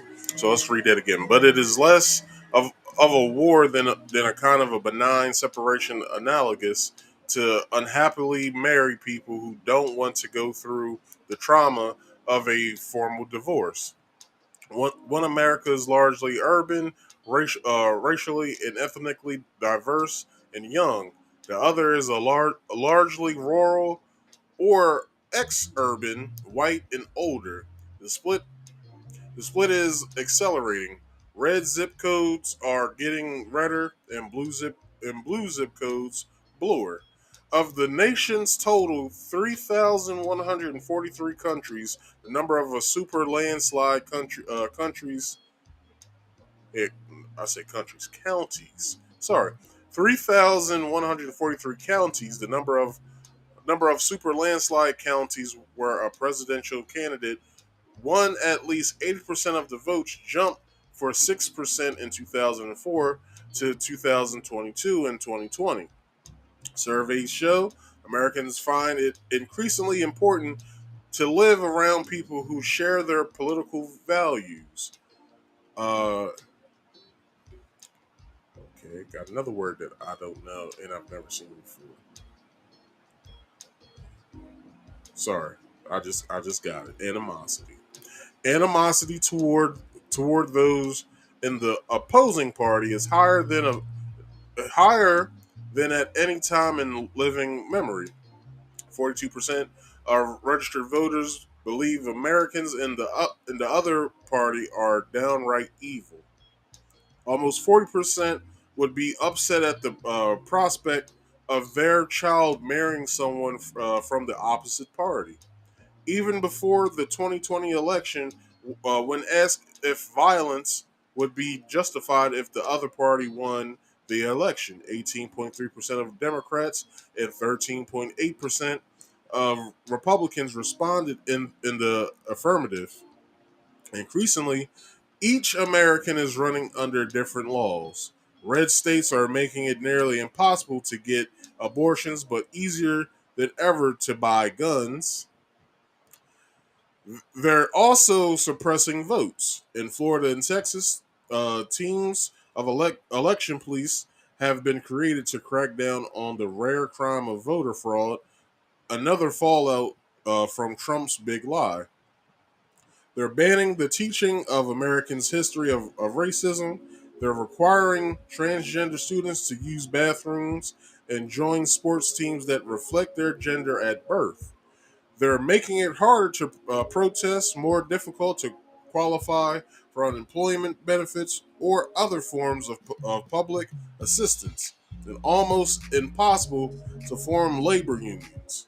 And they're passing bounty laws enforced not by governments, which can be sued in federal court, but by rewards to private citizens for filing lawsuits on issues ranging from classroom speech to abortions to vaccinations. Blue states are moving in the opposite direction. Several, including Colorado and Vermont, are codifying a right to abortion. Some are helping cover abortion expenses for out of staters. When Idaho proposed a ban on abortions that empowered relatives, hold on, relatives to sue anyone who helps terminate a pregnancy after 6 weeks. Nearby Oregon approved $15 million to help cover the abortion expenses of patients from other states. Maryland and Washington, Maryland, have expanded access to legal protections to out-of-state abortion patients. One package of pending California bills would expand access to California abortions and protect abortion providers from out of state legal action. After the governor of Texas ordered state agencies to investigate parents for child abuse if they provide certain medical treatments to their transgender children, California lawmakers proposed making a state a refuge for transgender youth and their families. Another California proposal would thwart enforcement of out-of-state court judgments, removing children from the custody of parents who get them gender-affirming health services. California is also about to enforce a ban on ghost guns and assault weapons with a California version of Texas's recent 6-week ban on abortion, uh, featuring $10,000 bounties to encourage lawsuits from private citizens amongst anyone who sells, distributes, or manufactures those types of firearms. Blue states are also uh, coordinating more of their policies during the pandemic. Blue states joined together on policies that red states rejected, such as purchasing agreements, purchasing agreements for protective, personal protective equipment, strategies for reopening businesses as COVID subsided, even on travel from other states with high levels of COVID.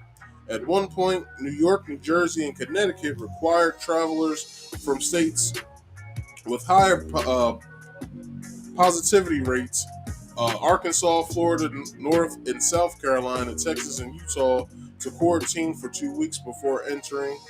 But what will happen to the poor in red states who are disproportionately people of color? States' rights was always a cover for segregation and harsh discrimination.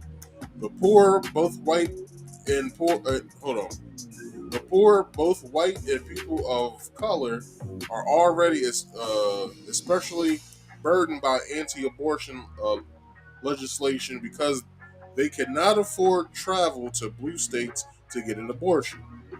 They're also hurt by failure of red states to expand Medicaid eligibility under the Affordable Cares Act. By red state de facto segregation in public schools and by red state measures to surpass votes. One answer for Democratic administrators in Congress, blah blah blah blah blah. One answer for Democratic administrations in Congresses in Washington to prioritize the needs of red states poor and make extra effort to protect the civil and political rights of people of color in red states. The failure of Senate to muster enough votes to pass the Freedom to Vote Act, let alone revive the Voting Rights Act, suggests how difficult this will be. Blue states have a potential role here. They should spend additional resources on the needs of red state residents, such as Oregon is now doing for people from outside Oregon who seek abortions. They should prohibit state funds from being spent in any state that ban abortions or discriminate on the basis of race, ethnicity, or gender. California already bars anyone on a state payroll, including yours truly, who teaches at UC Berkeley, from getting reimbursed for traveling to states that discriminate against LGBT2 plus people. Where will this end? Not with two separate nations. What America is going through is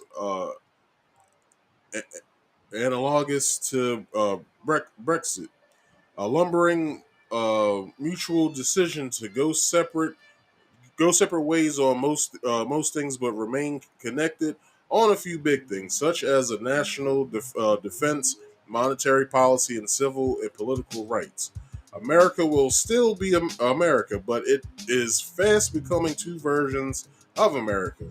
The open question is like the one faced by every couple that separates. How will the two find a way to be civil towards each other? Question Wings, are we going into a second civil war? Me personally, with politics being the way that it is, with the state of the country of how it is now, with liberals and conservatives battling it out on Twitter every damn day and stuff like that, it probably won't get violent. It probably just be violent on social media apps, and that's probably about it. And we'll see the Republican and Democrats senators just infighting in Congress, but that's probably about it. If it goes to fisticuffs or guns and stuff like that, who knows? We'll get there if it happens.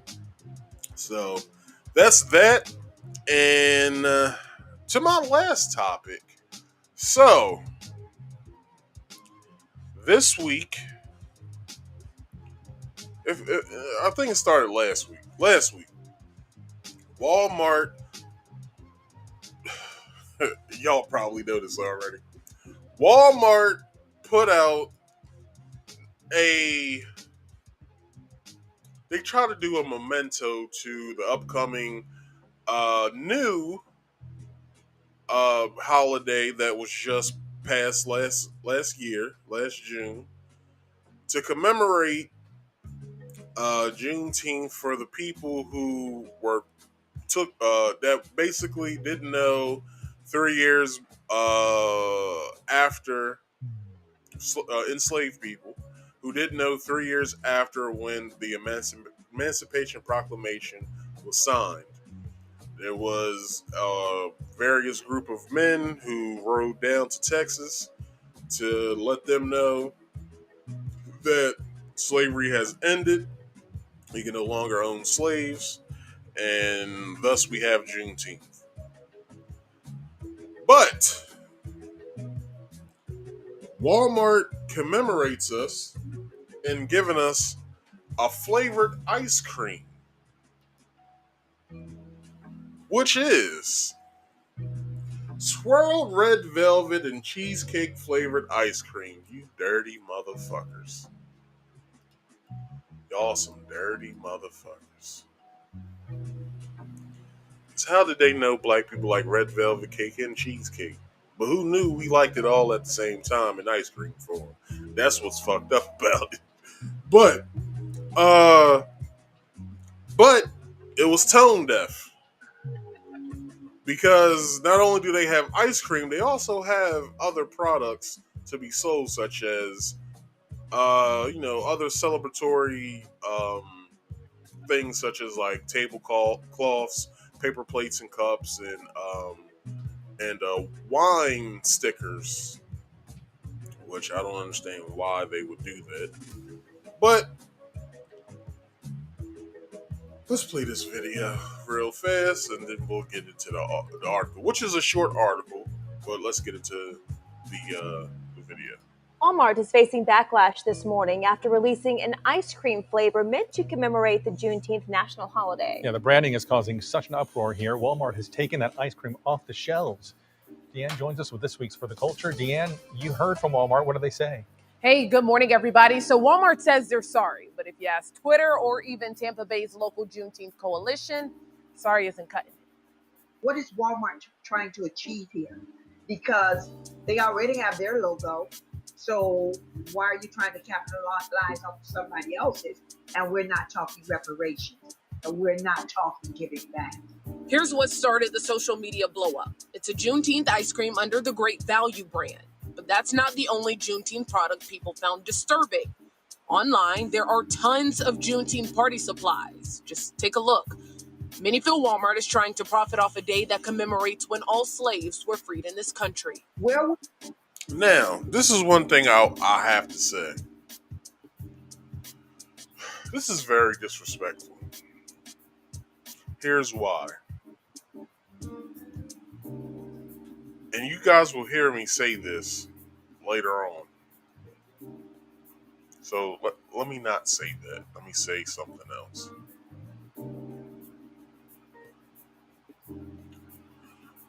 Why would you think that putting out party supplies along with ice cream, which people eat at parties, which kids really eat at parties, why would you think that this would be okay? This was very disrespectful. Now, as you guys all know, I watch certain podcasts. One podcast I watched, which was Tim Pool IRL, he didn't get the notion of why this was disrespectful. So if anybody watching who knows him personally or can get in contact with him, tell him to refer to this video. And here I go. Tim and everyone else who was laughing up there at the Tim Pool podcast. This is why this is fucked up. Because you just look at it as a day to commemorate people who was freed from slavery. But this is one thing you probably didn't know. Before Juneteenth became a national holiday last year, there were certain black groups around the country who would make a celebration day or whatever, like a festival type of thing, in various cities and towns and townships around the country. We didn't need help with celebrating it or letting people know what day it was, because if you was in the in group of those celebrations, you would know what day it was. I knew what day it was, and various other people that I know knew what day it was. But this is where you guys got a little tone deaf as well. You guys laughed because you thought it was wokesters who was causing this issue with Walmart taking the ice cream and the party supplies down from their store shelves and online. No, it's because you guys are taking a holiday which was very precious to the black community. For the people who gave a damn, it was very precious to us because it was a day for us to reflect on stuff about what we thought our ancestors went through who lived in Texas at that time, who were slaves, and to commemorate the ones who didn't get to make it because of them being hung or killed of some sort during that time, before they knew that they were not slaves anymore. This is where you guys think it's just, hey, it's supposed to be a holiday for celebration. Why not? Can you guys have ice cream? Well, you don't think that it's a little fucked up that after a year of it being, well, almost a year of it being a holiday, that they do this. They commercialize the shit. Why isn't, well, it is. Memorial Day is commercialized. July 4th is commercialized. A lot of other holidays is commercialized for the simple fact because it has no fucking meaning anymore. Juneteenth has more meaning to it than what you think it does. But you fail to realize that because you think that the government is throwing African Americans a bone by viewing and accepting their Juneteenth holiday by making it a federal holiday, which now gives people a day off from work, which now allows people to celebrate this in a way that you would during a summer month. We all know what type of way that is. Walmart fucked up, and Timcast, you guys fucked up with your analysis of this as well. You may not take my word for it, but y'all fucked up. And I'll get into why y'all fucked up. Because calling black people wokesters for not wanting this holiday to be federalized and as well as commercialized, how are we woke? That's like if you wanted to keep a low profile, but people kept bringing your name up into shit. That's what that's like. If you don't want anybody to know about anything, but then someone gets a hold of it and then now knows about that thing, how do you it's called secrecy. We didn't want no one to know that we were celebrating this shit in secret. Although a festival and all that isn't really secret, but it's for people who actually give a damn to go to that festival to commemorate the ancestors. But y'all don't recognize that as being such because you want to go off of your own little bullshit about how black people should look at this as a good thing. That was very tone deaf, just as much as Biden signing the bill to make it a holiday, signing it into the federal government as a holiday. That was very tone deaf because we didn't need help celebrating this shit. Now since this is federalized, now all people are going to think of this holiday is just for a day off from work and to have some burgers and hot dogs. This is some bullshit. Let's keep going. Walmart, on the onset of our celebration, where we were fighting for this recognition, when someone takes what we have actually done all these years to express who we really are, and they take it to rewrite our narrative, that's when it becomes a problem. Bingo! Everything I just said, she just said. And I didn't watch this video all the way through. I just saw if this was good enough to have broadcasted to you guys. I didn't watch this video all the way through. But she said exactly what the hell I just said, but just in other words. So, how is this not wrong? I don't get it. Now I'm wanting to question, what is your motive? Now, I asked Walmart if they made plans to give any proceeds back to organizations uplift. Before she continues, what is your motive, America? For making Juneteenth, which, if you guys don't see it,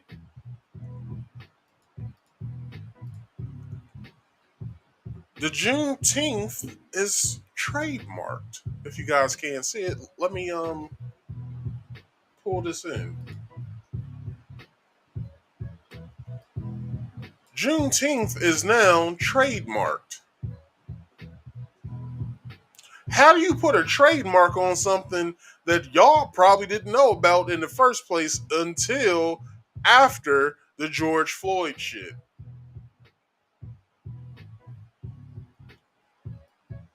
Check this shit out. Trademarked.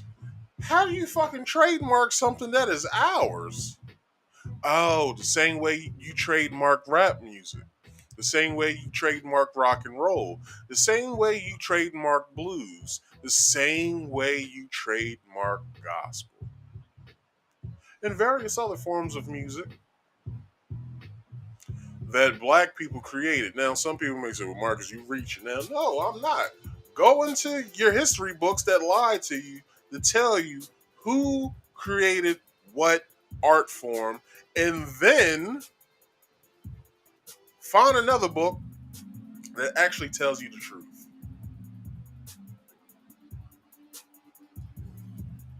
Because people say that Elvis is the king of rock and roll. No, the fuck he is not. Because everything that he was stolen. People will say now, Eminem's one of the greatest rappers to ever live. No, the fuck he's not. Who told you that? Eminem sucks compared to you name a black artist.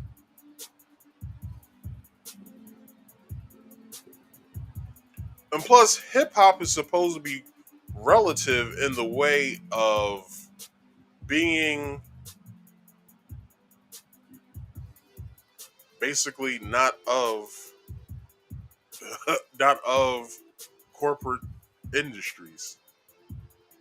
That's the reason why in its heyday, when it was first being created and performed, we took other people's records and amalgamated them basically to the way, basically this. I tell you guys all the time about like how when I was little, my mom, if you guys have watched for a long time, how my mom would, when I was little, play music while she was cleaning the house on the weekends. This happens damn near in every black family that you guys can name. Now, although we're forced to listen to the music that they like, we also start to like it ourselves as we get older. But when we were little, and as grown-ups, we know the best part of that song, and it's usually only a couple seconds, if not that long. So what they did back in the day with hip-hop, they would take the best part of the song and keep looping it.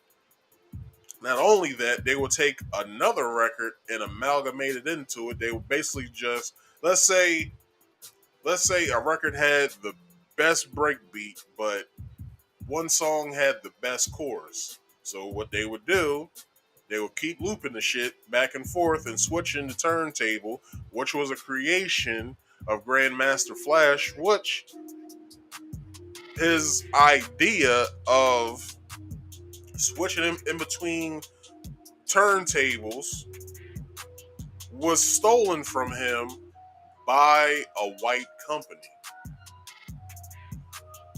A lot of this shit is relative here in this fucking country, but nobody wants to look at the actual facts. They just want to give their own fucking opinions to it. Thus now we have Juneteenth. So what are we gonna get next that you guys are gonna take from us?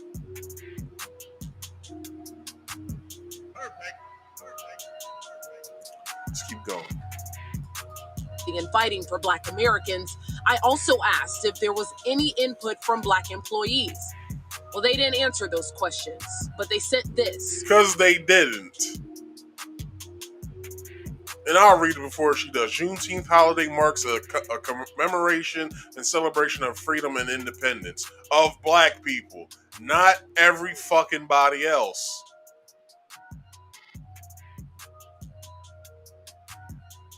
What the fuck is wrong with them? They don't understand this shit, nor do they want to. If there's anybody watching for my job, this is the reason why my face is always... Well, I do joke around a lot, but it's the reason why when you guys look at me, that I never have a smile on my face continuously because of shit like this. Juneteenth holiday marks a commemoration and celebration of freedom and independence. However, we received feedback that a few items caused concern for some of our customers, and we sincerely apologize. Wasn't a concern.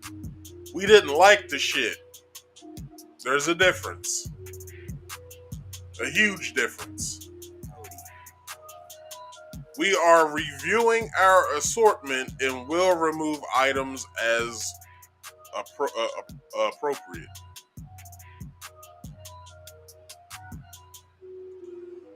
Or you could have just left the shit alone. Now, the video that I'm gonna show you guys after this, once I get into this article, you're gonna understand why. And I made in the video I'm gonna show, which I never thought I would ever do, is of me last year talking about this on Juneteenth, the day of.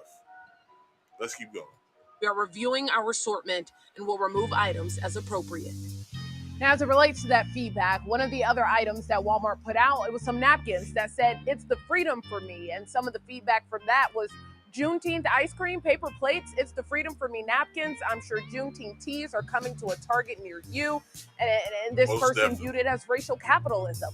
But then there's also feedback about a Creamalicious ice cream. So that's a black... Now, before she says it, Creamalicious, which is a black-owned ice cream company, already had this flavor variation.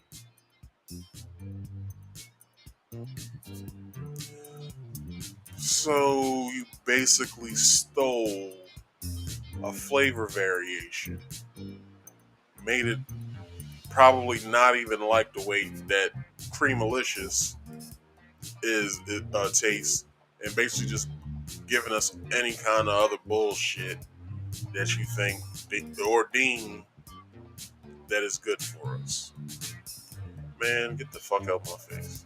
own brand that also has a similar or the same flavor, I should say, which is a red velvet cheesecake. And so a lot of people on Twitter are actually trying to get folks to support that ice cream brand as opposed to the Walmart ice cream brand. Another example of feedback, it's important to have diverse voices at the table when making strategic business decisions. Again, I reached out to Walmart asking them if there was any diversity feedback within that. I never heard back. Back to you. Now, this is what I will say. Support black businesses, please, people. Support black businesses. This is why. Because bullshit like this would never happen.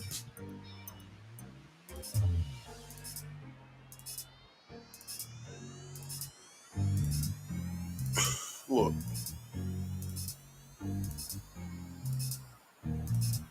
I know I come up here a lot of times and I talk about the black plight and all of this and how it's important for black people to do this, that, and the third. But check this out. This time more than ever would be the best time to get on post. This is why. Because then you get a company that makes millions, if not billions of dollars a year in their, 4,000 some odd stores that they have. They get to make money off of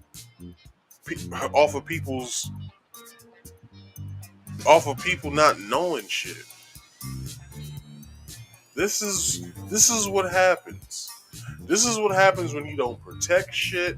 This is what happens when you don't care about shit. Shit like that happens.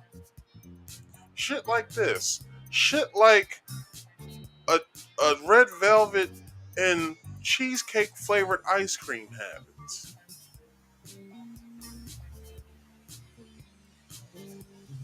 And the commercialization of music that was not created by them, of which they take from us and then bottle it up and sell it to us. This is what happens. Now, let's get into it because I'm running way over time. So, Walmart is pulling products, including ice cream, that were attempting to commemorate Juneteenth after a social media backlash. The Juneteenth ice cream featured a message to celebrate African American culture, but critics called it tone deaf. I'm reading too fast. Tone deaf effort to cash in on the federal holiday. Walmart released a statement and apologized, saying the company is removing such items as appropriate. Juneteenth commemorates the end of slavery in the United States. Walmart has recalled its Juneteenth ice cream after after critics spoke out against the campaign. President Joe Biden in 2001 declared June 19th a federal holiday celebrating African American emancipation. Now, this is what I have to say on that. And I much rather let you hear what I said last year. And that actually directly affects you as a African American. You don't, not just yet, but in a minute. Hold on. Think is important. Okay. Now, I would say myself right here, that Juneteenth should be celebrated, but it shouldn't be a federal holiday. That's just me, because this is what you got to think when it comes to like a federal holiday. Just look at other federal holidays, such as Memorial Day, which is a hamburger hot dog holiday.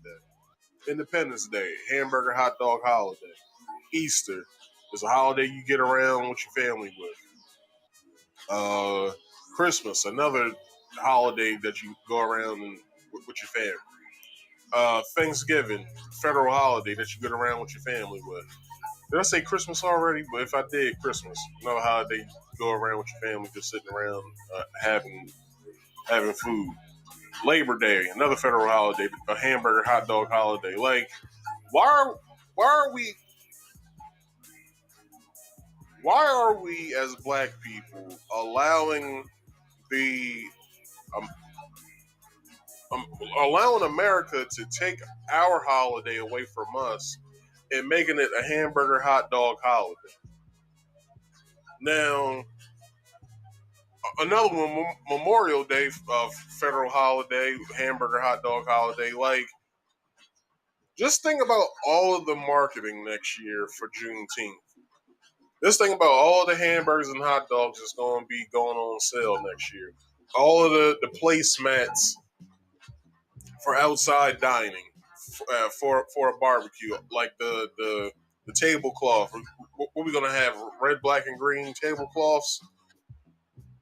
I said this shit last year on Saturday, June 19th, 2021. I said this last year. Did it not happen?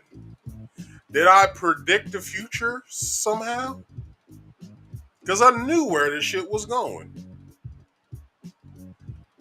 I predicted the future. What happened? There was ice cream.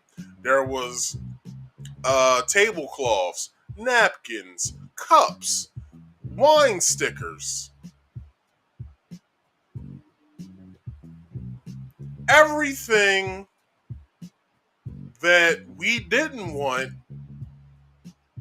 actually happened. Everything I said actually happened.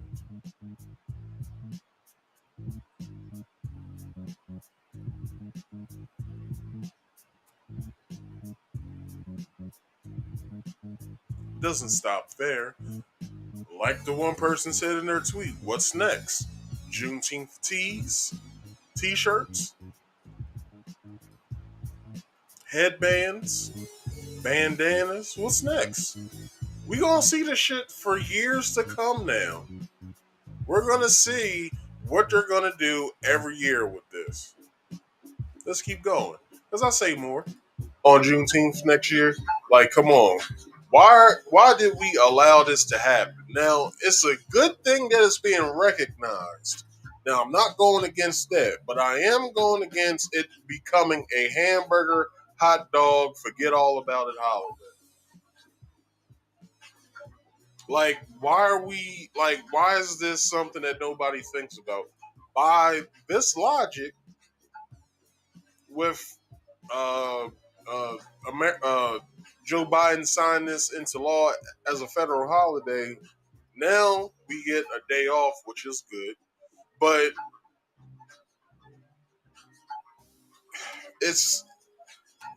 it doesn't look good from here with Juneteenth being a federal holiday. It doesn't look good from here. Only for the simple fact that it's all a money grab. Like, they didn't really get to do that this year, but all of, like, from here on out, all of this marketing that they're going to have for Juneteenth is going to be fucking abysmal. Did I not?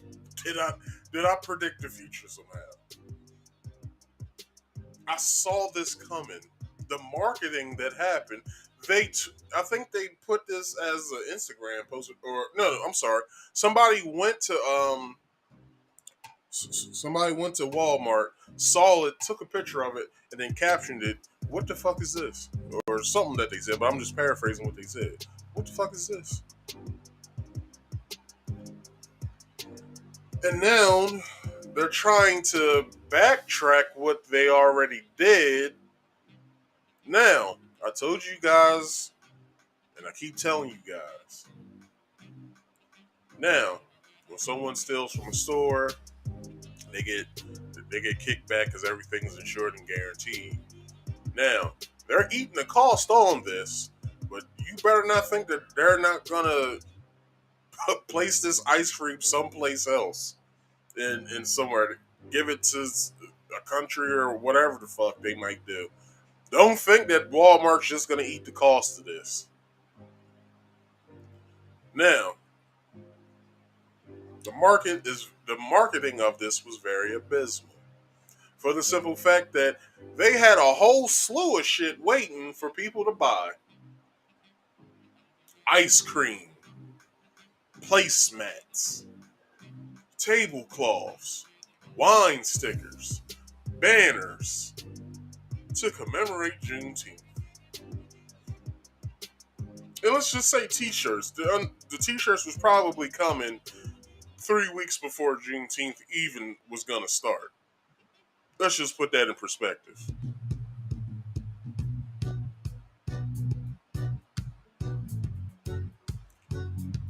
This shit is sad, man. Let's keep going. I'm just saying, y'all have to pay attention to shit like this because you gotta look at every other holiday that is out there and then see what is like what's connected to it. Like Thanksgiving, turkeys go on sale. Well, around Thanksgiving, turkeys go on sale, along with other food that goes on sale. Christmas, you got right after Thanksgiving, you have Black Friday, which is a month, considered a month before Christmas, which shit goes on sale Black Friday for Christmas. Like, it's all this marketing shit for money. Like, y'all got to look at that shit. Like, it's not supposed to be a holiday like that. It's supposed to be a holiday where we basically commemorate and remember our ancestors being freed from slavery and set to go on with their lives independently. But when we do that, they also have a problem with it as well. America is who I'm speaking of, because we had Tulsa, Oklahoma, Rosewood, Florida, and other places where we wanted to be independent and strive for ourselves, and they wanted to come in and fuck shit up. So why is Juneteenth a good thing for us to have as a federal holiday? Now, like I said, I don't mind it being recognized as just it being a federal holiday. It's all a market employee. It's all gonna have to do with money at this point. Black people ain't gonna give a fuck after a while. If it falls on a Friday or a Saturday, like it did this year, it fell on a Saturday. It's gonna be for all of the kids who don't really know shit that's gonna go out to bars and clubs and party for on Juneteenth, just party on Juneteenth. It's not about that. It's about remembering our ancestors, everything that they had to go through, and everything that they accomplished afterwards, after being emancipated from slavery. That's what it's supposed to be about. All right.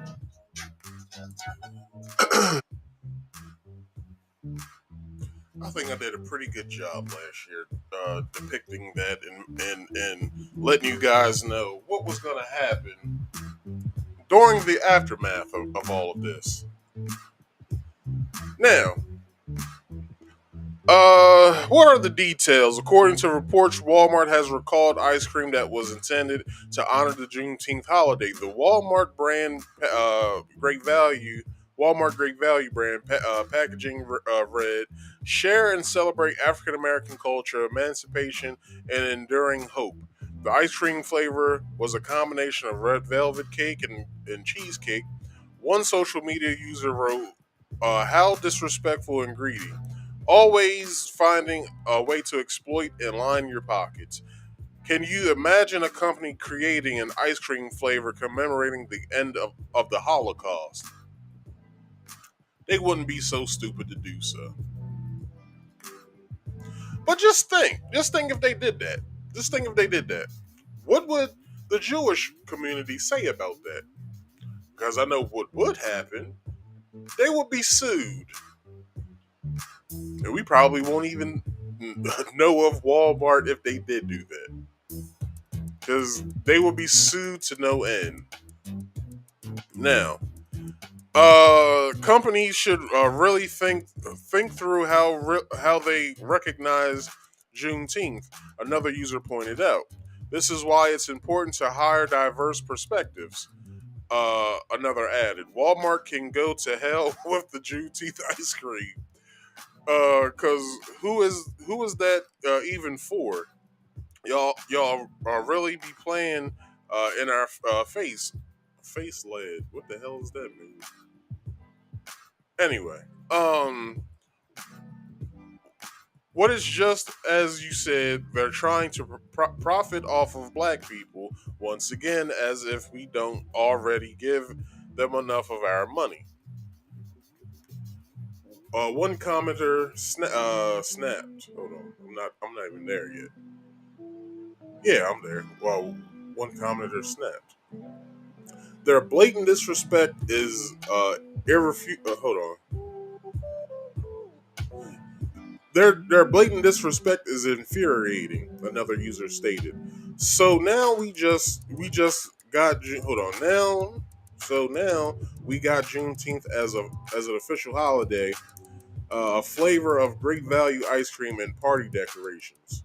Child, child, they trying to give us everything but reparations.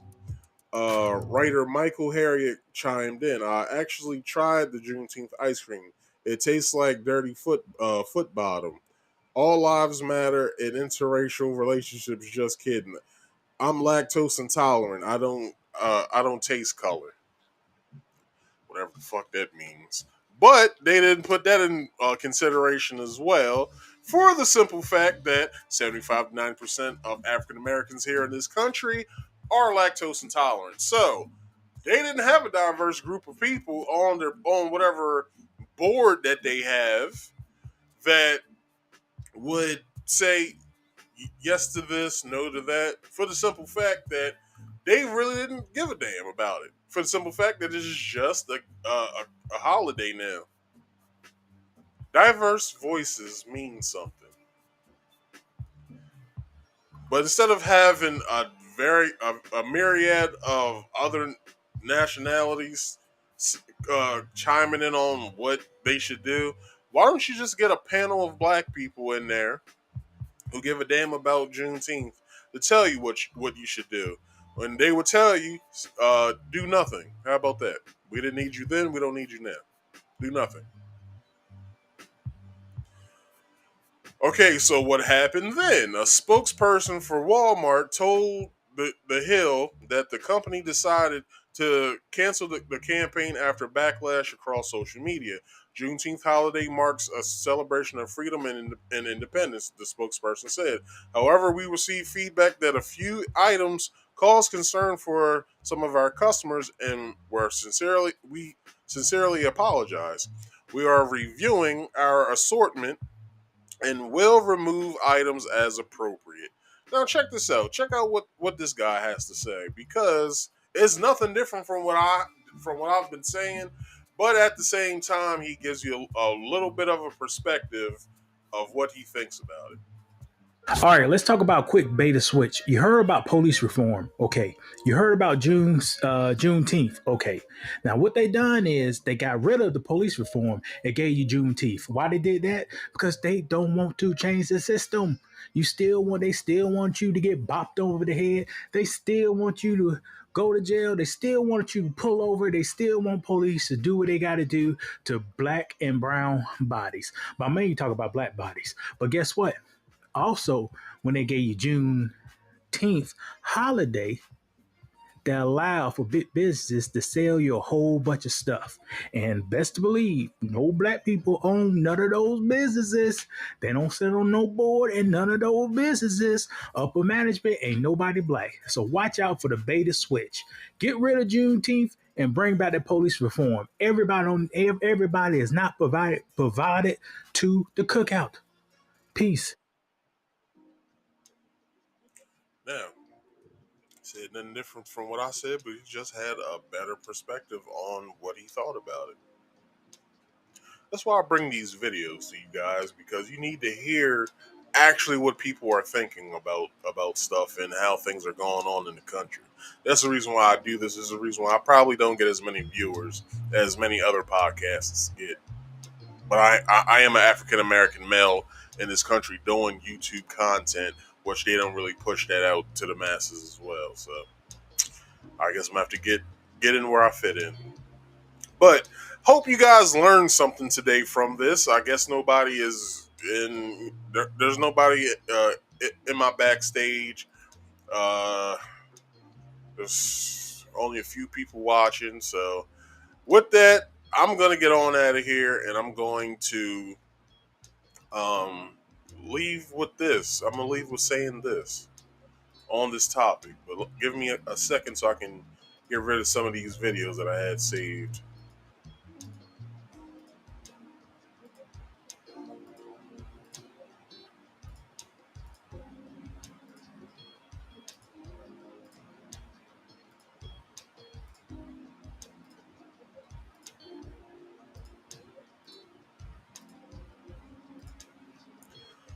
All right. So here's what I have to say about the whole thing. I feel like that these companies should not be allowed to. I don't think they should be allowed to do this. And here's why.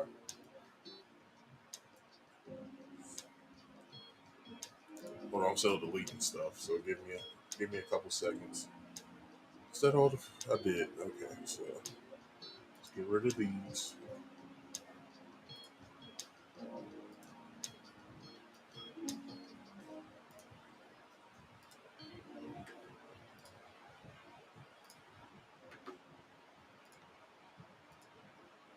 Now,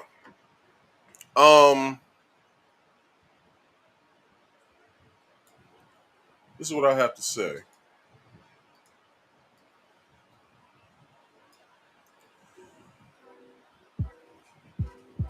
What you did, Walmart and other companies who probably saw this and had stuff lined up. This is what I have to say to you guys. How about you take a little trip to a black community near y'all or near you and give a survey on what you think we would want as far as what we want in the store. But I know you all won't do that. So how about you do this? The next time you want to pull a stunt like this, how about you just stick it up your ass? Because we don't give a fuck. And with that being said, if this ever happens again, it's going to be probably more of a consequence to pay from the people who actually give a damn. by what? Probably legal action. Because you took a holiday from us that we didn't ask you to take from us, and then you do a whole marketing ploy to line your pockets with money because you think black people aren't as smart as they think that they are. So we're gonna give them this ice cream and these banners and these party supplies for their cookouts so they can have their hamburgers, hot dogs, and their ribs. No, I don't know anybody that's going to be cooking out that day. Nor should they. And lastly, to the Texas shooter who is now passed, but fuck him. But to the police department and other police departments around the country, if there is a school shooter and you hear about it, don't create a perimeter. Go in there and cause some mayhem. Because a life is much more precious when it's alive than when it's dead. Okay? Alright, people, I thank you guys for being here. Let's go over some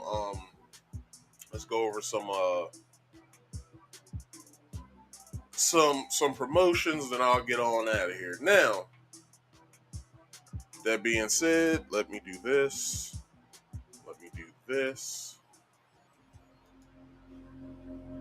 Please don't forget on Saturdays, I do this here podcast show called Marcus Speaks Live at 6:30 p.m. Eastern Standard Time. I would love for you guys to come back and invite somebody to come with you because, I have a great show lined up every time for you guys. And also don't forget, if you're interested, on Fridays at 6:30 p.m. 6:30 p.m. Eastern Standard Time, I do a game stream where I stream various games that I've played. Right now I'm playing Horizon Forbidden West, and I'll probably be doing that for the next week's coming. So just come on through and watch, comment. I'll be watching comments as well. Please go to my main channel, Marcus Speaks, and subscribe. And when you get there, scroll on down till you see Marcus Speaks Play. You can either click on it or you can subscribe right there, because you can subscribe to both channels on both channels. All right, so do that for me. I do the game stream in my podcast on the main channel, and I do the game stream on my second channel as well as my Twitch stream on Marcus Speaks Productions. You can go over there as well and follow me if you want. I'll appreciate it. If you have a story recommendation, something that's going on, or something that you haven't seen in the news that you want to go public to cause awareness, let me know either in the live chat, or if you're watching replay, let me know in the comment section. Or if you want to reach me directly, you can hit me up in my DMs on social media, which you can reach me at Instagram at marcus.speaks.podcast, at Facebook at Marcus Speaks. I also have a group page over there, Marcus Speaks Podcast, as well as Twitter, Marcus Speaks 25, username Marcus Speaks Podcast. So please check those links out in the description below. Follow me and subscribe to me if you can. And as well, like this video, share this video, and subscribe if you're new. Hit that bell icon so you can immediately get all of my notifications once I go live. Because if you do that, it puts me in the algorithm. People can start viewing my work, because I believe everyone should see this. All right. And don't be shy. Drop a comment after this show ends, because that also gets me in the algorithm as well. And you can say, "Hey, I did that. I put him in the algorithm." And if you want to, every podcast video, I will have a link over to the side over here that you can click if you want to come up here and talk to me. All right. So Only two rules are you must be on camera, and the second rule is if you don't want to be on camera, you have to be on camera on the backstage, and then I'll let you know when to turn the camera off once I bring you on the show. And that's about it. All right? So, with that being said, people, I thank y'all for watching, and I'll check you guys out next Friday. All right? Peace out, and have a nice night.